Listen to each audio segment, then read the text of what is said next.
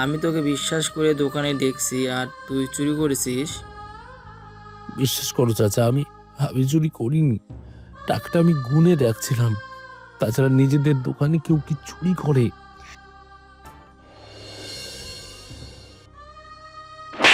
তুই কানা দেখতে পাস না আমি এখানে কি করছিলাম? আচমকা চড় মারে নীরব একটু অবাক হয়ে যায়। সে তখন বলে, সরি ম্যাডাম, আমি দেখতে পাইনি। সরি তোর বাপকে বলিস। নানি, আমার মনে হচ্ছে নীরূপা আন্টি আমার মায়ের দেখাশোনা ঠিক মতো করছে না। বাবাকে বলবো মায়ের দেখাশোনার জন্য যেন অন্য লোক রাখে। কিন্তু নীলুফা তো ভালো, ও তো মন দিয়ে তোর মায়ের সেবা করছে। কি জানি সেদিন মাকে কি ওষুধ দিল আর মা ঘুমিয়ে পড়ল। হয়তো ঘুমের বড়ি দিয়েছে ডাক্তার, তো দিতে বলেছে। তোর মা ভালো হয়ে যাবে। তোর মায়ের শরীরে রক্ত নেই, তাই হয়তো এরকম করছে। তুই চিন্তা করিস না, সব ঠিক হয়ে যাবে। নীলুফাকে আমি বলে দেব যেন তোর মায়ের ভালো যত্ন নেয়। আমাদের এই গল্পের নায়ক নীরব ইসলাম শুভ, বয়স 12 বছর। নীরবের আর একটা বোন আছে, তার নাম সাহারা। নীরবের বাবা আনোয়ার ইসলাম কর্মসূত্রে দুবাই থাকতো। হঠাৎ স্ত্রী অসুস্থ হয়ে পড়ার সে দুবাই থেকে দেশে ফিরে আসে আর সেই টাকায় জায়গা কিনে খাবারের দোকান তৈরি করেন। আনোয়ার ইসলামরা দুই ভাই, আনোয়ার ইসলাম ও তার বড় শাহিদ ইসলাম ছোট। শাহিদ বেকার, সে কিছু কাজ করে না। বর্তমানে তার বড় ভাইয়াকে খাবারের দোকানে সাহায্য করে। আনোয়ার ইসলামের স্ত্রী মান্তাসা বেগম অসুস্থ। ডাক্তার দেখিয়ে টেস্ট করে জানতে পারা যায় তার পেটে জল জমেছে। মান্তাসা বেগমের দেখাশোনা করার জন্য আনোয়ার ইসলামের শাশুড়ি জাহানারা বেগম নীলুফাকে পাঠায়। নীলুফা জাহানারা বেগমের খালাতো বোনের মেয়ে। জাহানারা বেগম নীলুফাকে খুব ভালোবাসে। নীলুফা বেগমের বয়স 22 বছর, খুব গরিবের মেয়ে। কোনোভাবে মাধ্যমিক পাশ করে আর পড়াশোনা হয়নি। তার মা একটা হসপিটালের আয়ের কাজ করত। নীলুফা তার মায়ের সাথে সাথে মাঝে মাঝে যেত। সেখান থেকেই সে রোগীকে কিভাবে সেবা করতে হয় তার ট্রেনিং নেয়। তাই মান্তাসা বেগম যখন অসুস্থ হয়ে পড়ল, তখন তার মা জাহানারা বেগম নীলুফার সাথে যোগাযোগ করে আর তাকে তার মেয়ের দেখাশোনার দায়িত্ব দেয়। আর নীলুফা খুব সহজেই রাজি হয়ে যায়, কারণ নীলুফার একটা উদ্দেশ্য আছে, আর সেটা হলো আনোয়ার ইসলামের ছোট ভাই শাহিদকে ভালোবেসে সেই মতো প্রস্তাব দেয় বাড়িতে। কিন্তু মান্তাসা বেগমের এই বিয়েতে মত ছিল না, কারণ নীলুফার বাবা একটা খুনি কেসের আসামি। নীলুফা বেগমের সেবা করা সত্ত্বেও মান্তাসা বেগম আরও অসুস্থ হয়ে পড়ে আর কিছুদিনের মধ্যে সে মারা যায়। মায়ের মৃতদেহ সামনে দাঁড়িয়ে নীরব ও তার ছোট বোন সাহারা খুব কান্না করছে। নীরব কান্না করতে করতে বলল, মা, তুমি কোথায় চলে গেলে? এই নিষ্ঠুর পৃথিবীতে তুমি আমাকে কার কাছে ফেলে গেলে? আমাকে নিয়ে চলো মা তোমার সাথে। তোমাকে ছাড়া আমি যে অসহায়। কি করব, অনেক তো চেষ্টা করলাম, সবটাই আমাদের ভাগ্য। মান্তাসা বেগমের বাপের বাড়ি আর শ্বশুর বাড়ি থেকে আধা ঘন্টার রাস্তা, তাই জাহানারা বেগম মেয়ের অসুস্থ হবার পর প্রায় দেখতে আসতো। সেও মেয়ের মৃতদেহের সামনে কান্না করতে লাগলো। তার কিছুদিন পর নাতি নাতনিদের কথা চিন্তা করে জাহানারা বেগম একটা সিদ্ধান্ত নেয়, আর সেই সিদ্ধান্তে তার জামাইকে জানায়। সে বলে, আনোয়ার, আমার মেয়ে চলে গেছে, নিয়তির উপর তো কারো হাত নেই। ওই 2 সন্তানের কথা ভেবে তোমাকে আবার পুনরায় বিয়ে করতে হবে। শাশুড়ির কথায় আনোয়ার ইসলাম বললেন, আপনি কি বলছেন? আমি আর বিয়ে করব না। তা বললে হয়? বিয়ে তো তোমাকে করতেই হবে। আর আমি মেয়েও ঠিক করে ফেলেছি। মেয়ে ঠিক করে ফেলেছেন মানে? আনোয়ার, আমি নীলুফার সাথে তোমার বিয়ে দিতে চাই। যদি তোমার আপত্তি না থাকে, আমি নীলুফার মায়ের সাথে কথা বলবো। মা, আপনি কি বলছেন? নীলুফার বয়স কত আর আমার বয়স কত? নীলুফা কেন রাজি হবে আমার মতো বয়স্ক লোককে বিয়ে করতে? ওটা আমার হাতে ছেড়ে দাও বাবা। এখন বলো তুমি রাজি আছো কিনা। আমাকে কিছুটা সময় দিন, তারপর আমি আপনাকে জানাচ্ছি। জাহানারা বেগম যখন কথাগুলো বলেছিল তখন পাশে ছিল নীরব আর সাহারা। নীরব আপত্তি জানিয়ে বলল, না নানি, ওই আন্টিকে বাবা বিয়ে করবে না। কেন, কি হয়েছে? আন্টি তো ভালো। না, আন্টি ভালো নয়। মাকে ঠিক দেখাশোনা করতো না, মায়ের যত্ন নিত না। না নীরব, তোর ওটা ভুল ধারণা। আন্টি ভালো। আর ও যদি তোর মা হয়ে আসে, তোদের 2 ভাই বোনকে খুব আদর যত্ন করবে। নীরবের আপত্তি না শুনে জাহানারা বেগম প্রস্তাব দেয় নীলুফার মা ফারজানা বেগমের কাছে আর বলল, ফারজানা, তুই তো আমার নিজের খালার মেয়ে, তাই তোর কাছে একটা অনুরোধ ছিল। আমার মেয়েটা তো মারা গেল, আর ওই দুই ছেলে মেয়ে এখন দেখাশোনা করার লোক দরকার। আমি আবার আনোয়ারের বিয়ে দেব। আমার ইচ্ছা নীলুফার সাথে আনোয়ারের বিয়ে দেওয়ার। তুই আর আপত্তি করিস না? ওই দুই ভাই বোনের কথা ভেবে তুই রাজি হয়ে যা। তুই যদি রাজি হোস, নীলুফা আপত্তি করবে না। জাহানারা বেগমের কথা শুনে ফারজানা বেগম বলল, বুবু, আপত্তি করব কেন? আনোয়ার তো ভালো ছেলে, বিদেশ থেকে কত টাকা নিয়ে এসেছে, আবার এখন দোকান খুলে ব্যবসা করছে। আমার কোনো অমত নেই। আমি এ বিষয়ে নীলুফার সাথে কথা বলবো। কথা মতো ফারজানা নীলুফার সাথে কথা বলে আর বলল, নীলুফা, তোর জাহানারা খালা বলছিল নীরব আর সাহারার কথা ভেবে ওরা আনোয়ারের আবার বিয়ে দিতে চায়, আর তোকে জাহানারা পছন্দ করেছে। তুই যাতে ওই দুই ভাই বোনের মা হয়ে ওদের দায়িত্ব পালন করিস। মায়ের মুখ থেকে এই কথা শুনে নীলুফা আপত্তি জানিয়ে বলল, মা, তুমি কি বলছো? দুলাভাই আমার থেকে কত বড়, আমি বিয়ে করব না। কত আর বলো, 13-14 বছরের তোর বাবাও তো আমার থেকে ওরম বড় ছিল। আমি যদি নিয়ে সংসার করতে পারি, তুই কেন পারবি না? তাছাড়া ওর টাকা পয়সা ভালোই আছে। তুই রাজি হয়ে যা। তোর বাবার যা রিপোর্ট, আমি তোর ভালো ছেলের সাথে বিয়ে দিতে পারবো না। ফারজানা বেগম নীলুফাকে বোঝাতে থাকে আর বলল, নীলুফা, কথা শোন আমার, আপত্তি করিস? ফারজানা বেগম কথাটা শেষ করতে পারলো না। তার আগে নীলুফা চিৎকার করে তার মাকে উদ্দেশ্য করে বলল, এই বিষয়ে আর একটা কথা নয়। মেয়ের কথায় ফারজানা বেগম আর কিছু বলল না। তারপর দিন নীলুফা আর আনোয়ার ইসলামদের বাড়িতে এসে তার ছোট ভাই শাহিদের সাথে দেখা করে আর বলল, শুনেছো, তোমার বড় ভাইয়ের সাথে আমার বিয়ের কথা চলছে। শাহিদ ইসলাম তখন রুমে বসে কাকে যেন ফোন করছিল। হঠাৎ নীলুফার কথায় শাহিদ ইসলামের ফোন কেটে দেয় আর বলল, তুমি কি বলছো তোমার সাথে তোমার ভাইয়ের বিয়ে মানে? ওই দুই বাচ্চার মা হতে হবে আমাকে, ওদের যত্ন করতে হবে। সেজন্য ওই বুড়োটাকে আমাকে বিয়ে করতে হবে। না, এ কখনো সম্ভব নয়। হ্যাঁ, বাড়ি থেকে বিয়ের প্রস্তাব দিয়েছে। আর শোনো, তুমি বাড়িতে জানিয়ে দাও, একদিন তোমার ভাবি আমাদের বিয়েতে আপত্তি করেছিল। তার কারণ আমার বাবা একটা খুনের কেসের আসামি ছিল, সেই কারণে। আমার বাবা বেঁচে নেই, আর তোমার ভাবিও বেঁচে নেই, তাই আর কোনো সমস্যা নেই। তুমি তোমার বড় ভাইকে বলো তুমি আমাকে বিয়ে করতে চাও। আমি তোমাকে ছেড়ে ওই বুড়োটাকে বিয়ে করতে পারবো না। আর তুমি তো জানো, তোমাকে পাবার জন্য আমার এই বাড়িতে আসা, আর ওই দুটোকে আর ওই দুই ছেলে মেয়েকে দেখাশোনা করা। তোমাকে যদি না পেলাম, তাহলে কি লাভ হলো আমার? আর কেবলমাত্র তোমার জন্য তোমার ভাবিকে আমি যত্ন করতাম না, কারণ আমি চাইতাম ও মরে যাক। ও মরে গেলে আমার পথের কাঁটা দূর হবে, আর আল্লাহ আমার কথা শুনেছে। আমি জানতাম, আমার ভাবি মাকে বলেছিল তোমার বিষয়ে। তারপর থেকেই মা তোমাকে অপছন্দ করত। তবে তুমি যত্ন করতে না বলে আমার ভাবি মারা যায়নি। ভাবির অবস্থা ভালো ছিল না, ডাক্তার জবাব দিয়েছিল। তাই এই বিষয়ে নিজেকে আর কখনো দায়ী করবে না। আমি যে ঠিকঠাক ঔষধ খাওয়াতাম না, সেটা কিন্তু নীরব জানে। তুমি চুপ করো, আর এই বিষয়ে কোনো কথা নয়। আমি এই বিষয়ে ভাইয়ের সাথে কথা বলবো।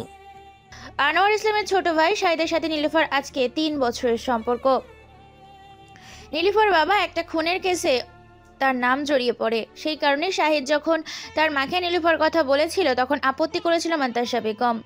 সেটা ওরা দুজনেই জানতো। তাই নীলুফার একটা রাগ ছিল। ও যখন মান্তাসা বেগমের দায়িত্ব পড়েছিল, ও তখন ঠিক করেছিল ওকে অযত্ন করবে, সময়ের ওষুধ খাওয়াবে না। সেটা কেউ জানলো, নীরব বুঝতে পেরে গিয়েছিল। এমনিতেই মান্তাসা বেগমকে ডাক্তার জবাব দিয়ে দিয়েছিল হয়তো যত্ন করলে আর কিছুদিন বাঁচত, কিন্তু সেটা হয়নি। এদিকে শাহিদ ইসলাম নীলুফার কথা মতো তার বড় ভাইয়াকে আনোয়ার ইসলামকে বলল, ভাইয়া, তোমার সাথে আমার একটা কথা ছিল। আনোয়ার ইসলাম তখন পরোটা ভাজি করছিল দোকানের জন্য। ছোট ভাইয়ের কথা শুনে সে বলল, বল কি বলবি? বড় ভাইয়ের কথায় শাহিদ ইসলাম আমতামতা করে বলল, ভাইয়া, তোমার সাথে নীলুফার বিয়ের কথা হচ্ছে। কি আর বলবো তোকে, নীরবে নানির ইচ্ছে আমি নীলুফাকে বিয়ে করি। তুই বল, এটা কি সম্ভব? নীলুফা আমার থেকে বয়সে কত ছোট, তারপর আমার দুইটা বাচ্চা ওর সাথে। কখনো আমাকে মানাই, কিন্তু উনি শুনছেন না। আমি কি করব বলতো? ভাইয়ের মুখ থেকে এই কথা শুনে শাহিদ ইসলাম বলল, ভাইয়া, আমি নীলুফাকে পছন্দ করি। অনেক দিন থেকে আমাদের মধ্যে একটা সম্পর্ক আছে। আগে আমি মাকে বলেছিলাম, কিন্তু ভাবির আপত্তি ছিল নীলুফার বাবার একটা খুনি কেসে নাম ছিল বলে। তাই শেষ পর্যন্ত মা রাজি হয়নি। তারপর শাহিদ ইসলাম বড় ভাইয়ের দুটো হাত ধরে বলল, ভাইয়া, তুমি একটু মাকে বলো না, মা যেন রাজি হয়ে যায়। নীলুফা যদি আমার বউ হয়ে আসে, তাহলে নীরব আর সাহারার মতো দেখাশোনা করবে। আমরা তো এক বাড়িতে থাকবো। তুমি চাইলে আবার বিদেশ চলে যেতে পারো। ওদের জন্য তোমাকে চিন্তা করতে হবে না। ছোট ভাইয়ের মুখ থেকে এসব কথা শুনে আনোয়ার ইসলাম একটু হাসলো আর বলল, এই ব্যাপার, তাই তুই তো আমাকে আগে বলবি। আমি জানতাম না। তোর ভাবি বা মা কখনো এই ব্যাপারে আমায় কিছু বলেনি। সে যাই হোক, ওর বাবা যেমনই হোক, মেয়েটা তো ভালো, আমার কোনো অমত নেই। তোর সাথে নীলুফার সব দিক থেকে মানাবে। আমি এই ব্যাপারে মায়ের সাথে কথা বলবো। আনোয়ার ইসলাম অর্থাৎ ছোট ভাই শাহিদ ইসলামকে খুব ভালোবাসে। বিদেশ থেকে টাকা দিয়ে সে জায়গাটা মায়ের নামে করে। আনোয়ার ইসলাম মাকে খুব ভালোবাসতো। সবাই বারণ করেছিল মায়ের নামে করলে তাহলে ছোট ভাই সেও তো পাবে, কিন্তু আনোয়ার ইসলাম শুনেনি, বলে আমার নিজের ছোট ভাই, আমার নিজের রক্ত, তাকে বঞ্চিত করে কি হবে? মায়ের জিনিস হলে দুই ভাই পাবো। তারপর আনোয়ার ইসলাম বাড়িতে এসে তার মা সুলতানা বেগমের রুমে এসে দেখলো তার মা নামাজে বসেছে। তাই আনোয়ার ইসলাম চুপ করে একটা চেয়ারে বসে রইল। মায়ের নামাজ শেষ হয়ে সুলতানা বেগমকে দেখতে পায় তার বড় ছেলে আনোয়ার বসে আছে। সুলতানা বেগম ছেলেকে উদ্দেশ্য করে বলল, কিছু বলবি আনোয়ার?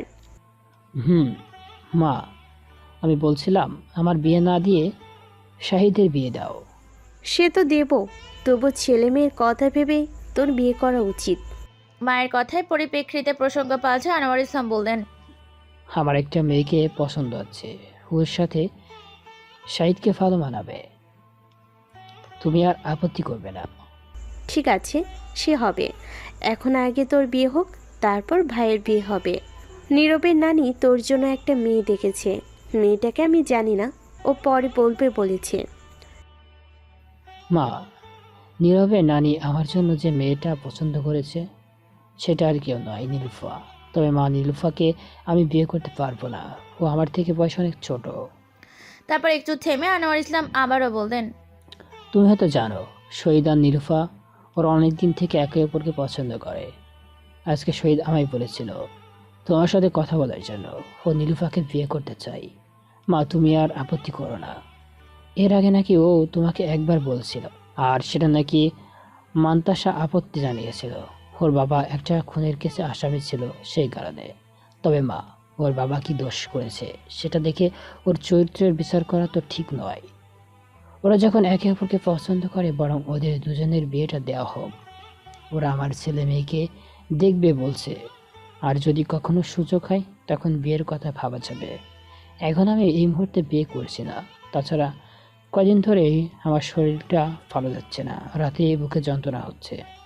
আমি একবার ডাক্তারের কাছে যাব। ছেলের শরীর খারাপ শুনে সুলতানা বেগম বলল, ঠিক আছে বাবা, তুই যা বলছিস তাই হবে। নীলুফার সাথে শাহিদের বিয়ে দেওয়া হবে। তোকে এখন বিয়ে করতে হবে না, তুই আগে ডাক্তার দেখা। নীলুফার সাথে তার চাচার বিয়ে হবে শুনে নীরব তার দাদিকে বলল। দাদির নীরূপা আন্টির সাথে চাচার বিয়ে হবে? নাতির কথা শুনে সুলতানা বেগম বলল, কেন, তোর আপত্তি আছে?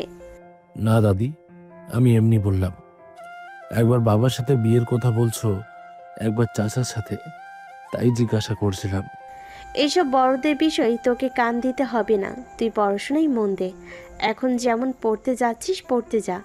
রাতের দিকে নীরবের ছোট বোন শাহানারা নীরবকে বলল, ভাইয়া, নীলুফা আন্টির সাথে তাহলে বাবার বিয়ে হচ্ছে না, চাচার বিয়ে হচ্ছে?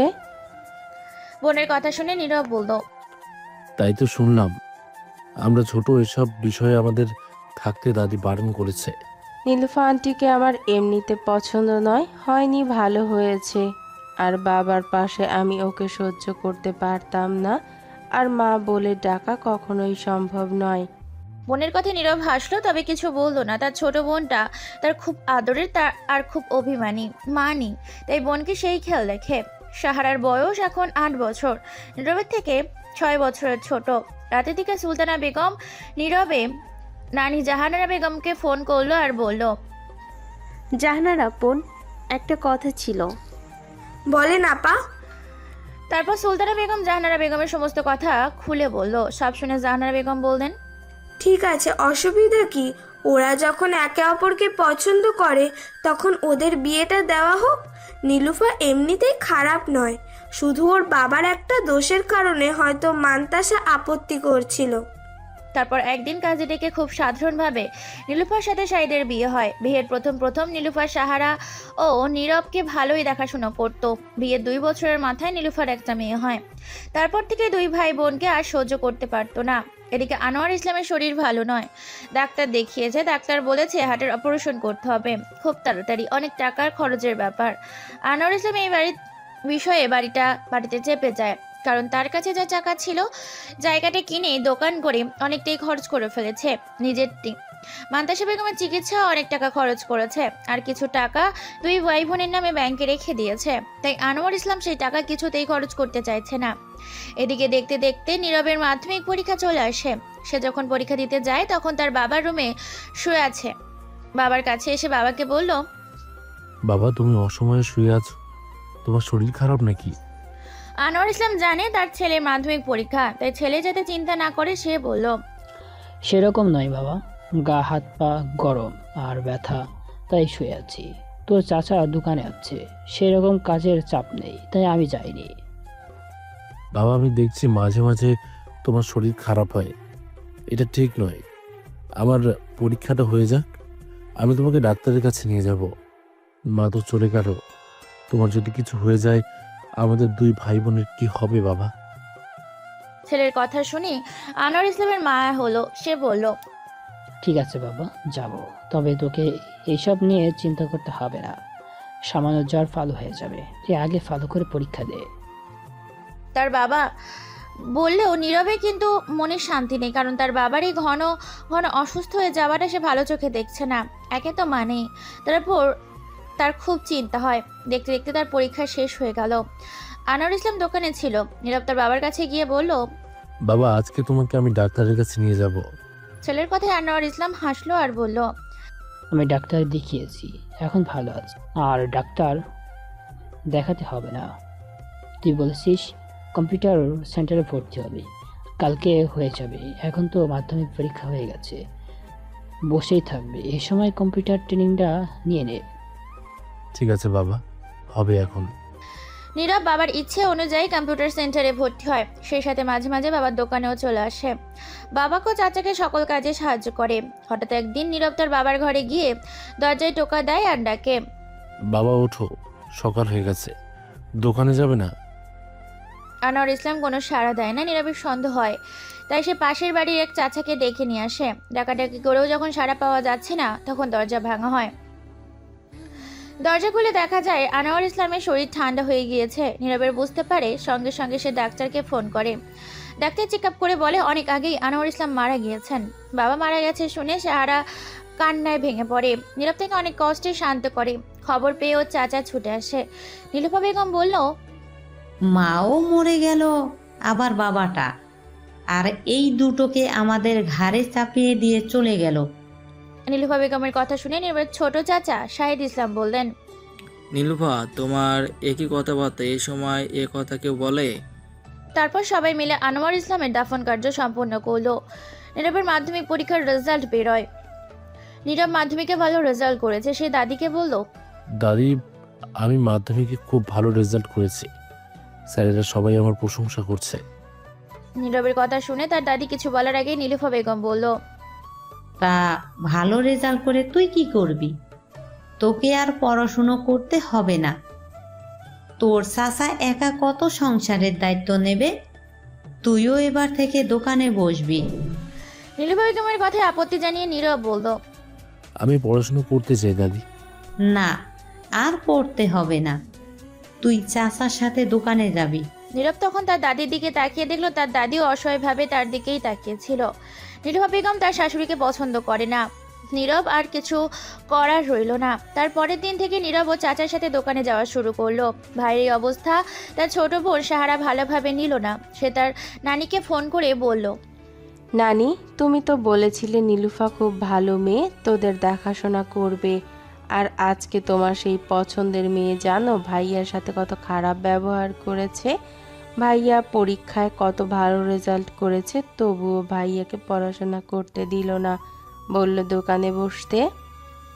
নাতনির কথা শুনে জাহানারা বেগম কিছু বলল না। মেয়ে জামাইয়ের মৃত্যুর পর সেও খুব ভেঙে পড়েছে। ইদানিং তার শরীরও ভালো যায় না। তাই সে নাতনিকে বলল, কি আর করবি বল, সবই তোদের ভাগ্য। তা না হলে এই বয়সে কারো আবার বাবা মা মারা যায়। নীরব দোকানে চাচাকে সাহায্য করতে লাগলো। এরই মাঝে ওর দাদি সুলতানা বেগম মারা যায়। তারপর থেকে সাহারার উপর প্রচুর কাজের চাপ পড়ে। একটুখানি ছোট মেয়েকে সব কাজ করায় নীলুফা বেগম। নীরব সবই জানে, তবুও সে কিছু বলতে পারে না। একদিন নীরব দোকান থেকে বাড়ি ফিরে দেখে তার বোন শুয়ে শুয়ে কাঁদছে। তা দেখে নীরব বলল, বোন, তোর কি হয়েছে? তুই কান্না করছিস কেন? ভাইয়ের কথা শুনে সাহারা তার ভাইকে জড়িয়ে ধরে আর কান্না করতে লাগলো। কান্না করতে করতে বলল, জানিস ভাইয়া, আজকে চাচি আমাকে মাছ কাটতে দিয়েছিল, আমি ঠিক মতো কাটতে পারিনি বলে চাচি আমাকে অনেক মেরেছে। এমনকি আমার পায়ে গরম জল ফেলে দিয়েছে, আমার পায়ে ফোসকা পড়ে গেছে, খুব জ্বালা করছে ভাইয়া। বোনের পায়ের দিকে তাকিয়ে দেখলো সত্যি তার পা ফুলে গেছে। নীরবের বুকের ভেতর তখন যন্ত্রণা শুরু করে দেয়। তার ছোট বোনটাকে সে খুব ভালোবাসে। নীরব জানে চাচাকে বলে কোনো লাভ নেই, তাই তো সে বোনকে নিয়ে ডাক্তারের কাছে চলে গেল। ডাক্তার দেখি ওষুধ নিয়ে এসে দিল। তারপর বাড়ি আস্তে আস্তে নীলুফা বেগম নীরবকে বলল, ওই, তুই এই রাতে বোনকে নিয়ে কোথায় গিয়েছিলিস? চাচির কথা নীরব বলল, বোনের পায়ে গরম জল দেওয়ার জন্য ফোসকা হয়ে গেছে, আমি বোনকে নিয়ে ডাক্তারের কাছে গিয়েছিলাম। নীলুফা বেগম তখন সারার পায়ের দিকে তাকালো, দেখলো ব্যান্ডেজ করা আছে। তারপর নীলুফা বেগম নীরবকে বলল, তুই কোথায় টাকা পেলি যে বোনকে ডাক্তারের কাছে নিয়ে গেলি? চাচির কথায় নীরব বলল, আমাকে চাচা দিয়েছে। চাচা দিয়েছে না চুরি করেছিস? ঠিক তখনই সাইদ ইসলাম সেখানে আসে। নীলুফা বেগমের মুখ থেকে সব কথা শুনে সাইদ ইসলাম বলল, হ্যাঁ, নীরবকে টাকাটা আমি দিয়েছি। আজকে নীরব ঘুগনি রান্না করেছিল আর খুব সুন্দর টেস্ট হয়েছিল। সবাই ওর প্রশংসা করছিল, তাই আমি খুশি হয়ে ওকে টাকা দিয়েছি। স্বামীর কথা শুনে বিরক্ত হয়ে নীলুফা বেগম বলল, খুশি হয়েছো বলে টাকা দিতে হবে? দেখতে দেখতে আরো কয়েক বছর পার হয়ে গেল। নীলুফা বেগমের আর একটা পুত্র সন্তান জন্ম দিয়েছে। ছেলে মেয়েকে নিয়ে নীলুফা বেগম খুব ব্যস্ত থাকে। তার ছোট্ট সংসারে আর ছোট্ট সাহারা সংসারে কাজ করে, তার সাথে আবার নিজের পড়াশোনাও করে। একদিন নীলুফা বেগম তার স্বামীকে বলল, দেখো, আমাদের ছেলে হয়েছে, তার ভবিষ্যতের কথা তোমাকে ভাবতে হবে। ওই জায়গাটা সবটাই মায়ের নামে, তাই মাকে বুঝিয়ে ওই জায়গাটা তুমি তোমার নামে করে নাও। ভবিষ্যতে যদি নীরব দাবি করতে না পারে, এমন কিছু করো যাতে নীরব কখনো দাবি করতে না পারে। নীলুফা বেগমের কথা শুনে তার স্বামী সাইদ ইসলাম বলল, তুমি কি বলছো নীলুফা? জায়গাটা বেশিরভাগ টাকা বড় ভাই দিয়েছে। ভাই আমাকে অতিরিক্ত ভালোবাসতো, তাই ভাইয়া মায়ের নামে করেছে। মায়ের অংশ মানে 2 ভাগ সমান। আমি সেখানে পুরো জায়গাটা কি করে দাবি করতে পারি আমার বলে? আমি জানি না ওসব কথা, শুনবো না। তুমি পুরো জায়গাটা তোমার নামে করে নাও। এটা কখনো সম্ভব নয়। ওই জায়গাটা দলিত তোমার কাছে আছে। আছে তো কি হয়েছে? উকিলকে বলে নিজের নামে করে নাও, আর ওকে ওই দোকান থেকে বের করে দাও, আর যেন জীবনও ওই দোকানে ঢুকতে না পারে। এরপর নানা কথাবার্তা বলে নীলুফা বেগম তার স্বামীকে উত্তেজিত করতে থাকে। একদিন সাইদ ইসলাম একটা কাজে বাইরে গিয়েছিল, আর নীলুফা বেগম তার মা ফারজানা বেগমকে নিয়ে দোকানে আসে। এসে দেখে নীরব তখন টাকার বাক্স থেকে টাকা গুনছিল। সেটা দেখে নীলুফা বেগম বলল, তুই টাকা চুরি করেছিস? চাচির কথা শুনে নীরব বলল, তুমি কি বলতে চাইছো? আমি চুরি করব কেন? মিথ্যে বলবি না। তোর চাচা নেই সেই সুযোগে তুই চুরি করেছিস? নীলুফা বেগমের সাথে নীলুফা বেগমের মা ফারজানা বেগম ছিল। সে বলল, তুই মিথ্যে বলছিস কেন? আমরা দেখলাম তুই টাকা চুরি করে সরিয়ে রাখছিস। না, এটা মিথ্যে কথা, আমি চুরি করিনি। নীরবা বেগম চিৎকার করতে লাগলো আর বলল, বেরো দোকান থেকে। তুই যদি দোকান থেকে না যাস, আমি তাহলে পুলিশ ডাকতে বাধ্য হব। চাচির কথা শুনে নীরব কান্না করতে করতে বলল, না চাচি, তুমি বিশ্বাস করো, আমার কথা শোনো। দাঁড়া, আমি তোর চাচাকে এক্ষুনি ফোন করছি। নীরবা বেগমের ফোন পেয়ে শাহিদ ইসলাম কিছুক্ষণের মধ্যেই দোকানে আসে আর সে সবকিছু শুনে নীরবকে মারধর করতে থাকে আর বলল, আমি তোকে বিশ্বাস করে দোকানে দেখছি আর তুই চুরি করেছিস? বিশ্বাস করো চাচা, আমি আমি চুরি করিনি। টাকাটা আমি গুনে রাখছিলাম। তাছাড়া নিজেদের দোকানে কেউ কি চুরি করে? নীরবের কথা শুনে নীরবা বেগম নীরবের গালে একটা চড় মারে আর বলে, নিজেদের দোকান মানে? তুই কি বলছিস? তোর বাবার দোকান এটা? তোর চাচার দোকান? তোর বাবা পয়সা দিয়েছে? তোর বাবা যতদিন এই দোকানে ছিল ততদিন দোকান ভালো চলেনি। যখন তোর চাচার দায়িত্ব নিয়েছে তখন থেকে এই দোকানে উন্নতি হয়েছে। তাই এই দোকানে না তোর বাবার কোনো অবদান আছে আর না তোর আছে। তুই এই মুহূর্তে এই দোকান থেকে চলে যাবি। একদম দাবি নিয়ে তুই এইখানে আসবি না। তুই যদি এখানে আসিস, আমি তোকে পুলিশে দেব। কথা বলে নীরবা বেগম নীরবকে দোকান থেকে বের করে দেয়। নীরব কান্না করতে করতে বলল, তোমরা তোমরা আমার সাথে যেটা করছো সেটা ঠিক কাজ করনি। আমি জানি তোমরা মিথ্যে বলছো। এটা দাদির নামে হলেও এর টাকা আমার বাবা দিয়েছে। তোর বাবা কোনো পয়সা দেয়নি। তুই এক্ষুনি দোকান থেকে চলে যাবি, তা না হলে চুরির কেসে তোকে পুলিশে দেব। চাচির কথায় নীরব শুধু বলল, ঠিক আছে চাচি, আমি চলে যাচ্ছি। তবে আল্লাহ যদি থেকে থাকে, আমি যদি কোনো দোষ না করে থাকি, একদিন শুধু দোকান নয়, আমি একটা বড় হোটেলের মালিক হব ইনশাল্লাহ। আমি দেখিয়ে দেবো আমিও পারি। কি করবে নীরব বুঝে উঠতে পারে না। সে জেনে বাড়িতে গেলে তার চাচা চাচি হয়তো তাকে আরো মারধর করবে। খুব ইচ্ছে ছিল বোনের সাথে দেখা করা, কিন্তু ওদের ভয়ে আর বাড়ি ফিরে গেল না। বোনকে সে যে সাথে নিয়ে যাবে, এখন নিজেও থাকবে কোথায় আর বোনকে রাখবে কোথায়? মামা বাড়িতে যে যাবে ঠিক করেছিল, কিন্তু নানির শরীর খারাপ, মামা নানিকে পছন্দ করে না। আবার নীরব যদি যায় তাহলে আরও অশান্তি করবে। সব কিছু ভেবে নীরব ঠিক করলো সে কোথাও চলে যাবে। সে সেই উদ্দেশ্যে স্টেশনে এলো। স্টেশনে এসে দেখলো তার ফোনটা বাজছে। তার কাছে তার বাবার মোবাইলটা ছিল। ফোনের দিকে তাকিয়ে দেখলো তার বোন ফোন করেছে। সে ফোনটা রিসিভ করলো। তার বোনকে কিছু বলার আগেই বলল, আমার জন্য চিন্তা করবে না। আমি যেখানেই থাকি তোর বিয়ের সময় ঠিক আসবো। তোর ভাইয়া তোকে খুব ভালোবাসে। ভাইয়ের কথা শুনে সাহারা কিছু বুঝতে পারলো না। সে যে তার ভাইকে কিছু বলতে যাবে তার আগে নীরব ফোন সুইচ অফ করে দেয়। নীরব জানে তার বোন কান্নাকাটি করবে, হয়তো তাকে ফিরে যেতে বলবে, কিন্তু ফিরে গিয়ে কি করবে? সে আবার এই অপমান তাকে নিজের পায়ে দাঁড়াতে হবে। এই অপবাদ, এই অপমানের জবাব তাকে দিতে হবে। না, সে ফিরে যাবে না। তাই সব কিছু ভুলে থাকার জন্য সে ফোনের সিমটা সেখানেই ফেলে দিল।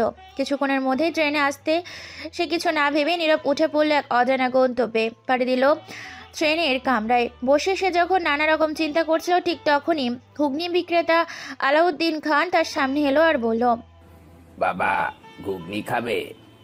নীরব একটু অন্যমনস্ক ছিল। সে কিছুক্ষণ আগেই ঘটে যাওয়া ঘটনা নিয়ে চিন্তা করছিল, তাই আলাউদ্দিন খানের কথা শুনতে পায়নি।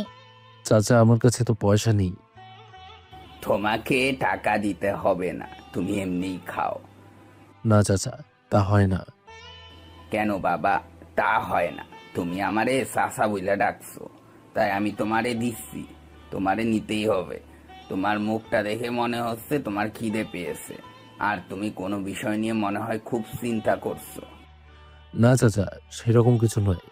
আমার মনে হচ্ছে তুমি মিথ্যা বলছো। আমি তোমার থেকে বয়সে বড়, তোমার বাবার মতন মুরব্বী মানুষ। আমার কাছে মিথ্যা বললো না। আলাউদ্দিন খানের কথা শুনে নীরব আর নিজেকে ধরে রাখতে পারেনি। সে কান্না করে ফেলে আর কান্না করতে করতে নীরব বলে, চাচা, ওরা মিথ্যে কথা বলে আমাকে আমাদের নিজের দোকান থেকে তাড়িয়ে দিল। তারপর নীরব আলাউদ্দিন খানের কাছে সমস্ত কথা খুলে বলল। সব শুনে আলাউদ্দিন খান বলল, তোমারে চিন্তা করতে হবে না। তুমি আমার সাথে চলো। আমার পরিচিত একটা হোটেল আছে, তার রান্নার কাজে সাহায্যের জন্য ছেলে চাইছে। তুমি যেহেতু এই কাজটা জানো তাহলে সমস্যা হবো না। তাহলে তুমি ম্যানেজারকে বলে তোমাকে ওই হোটেলে ঢুকিয়ে দিতে পারো। হোটেলে তো আমি কখনো রান্না করিনি। আমাদের খাবার দোকান ছিল, ঘুগনি, মুড়ি, তেলে ভাজা, এসব কাজ আমি করতে পারি। ভয় পাওয়ার কিছুই নাই, করতে করতে শিক্ষা যাইবা।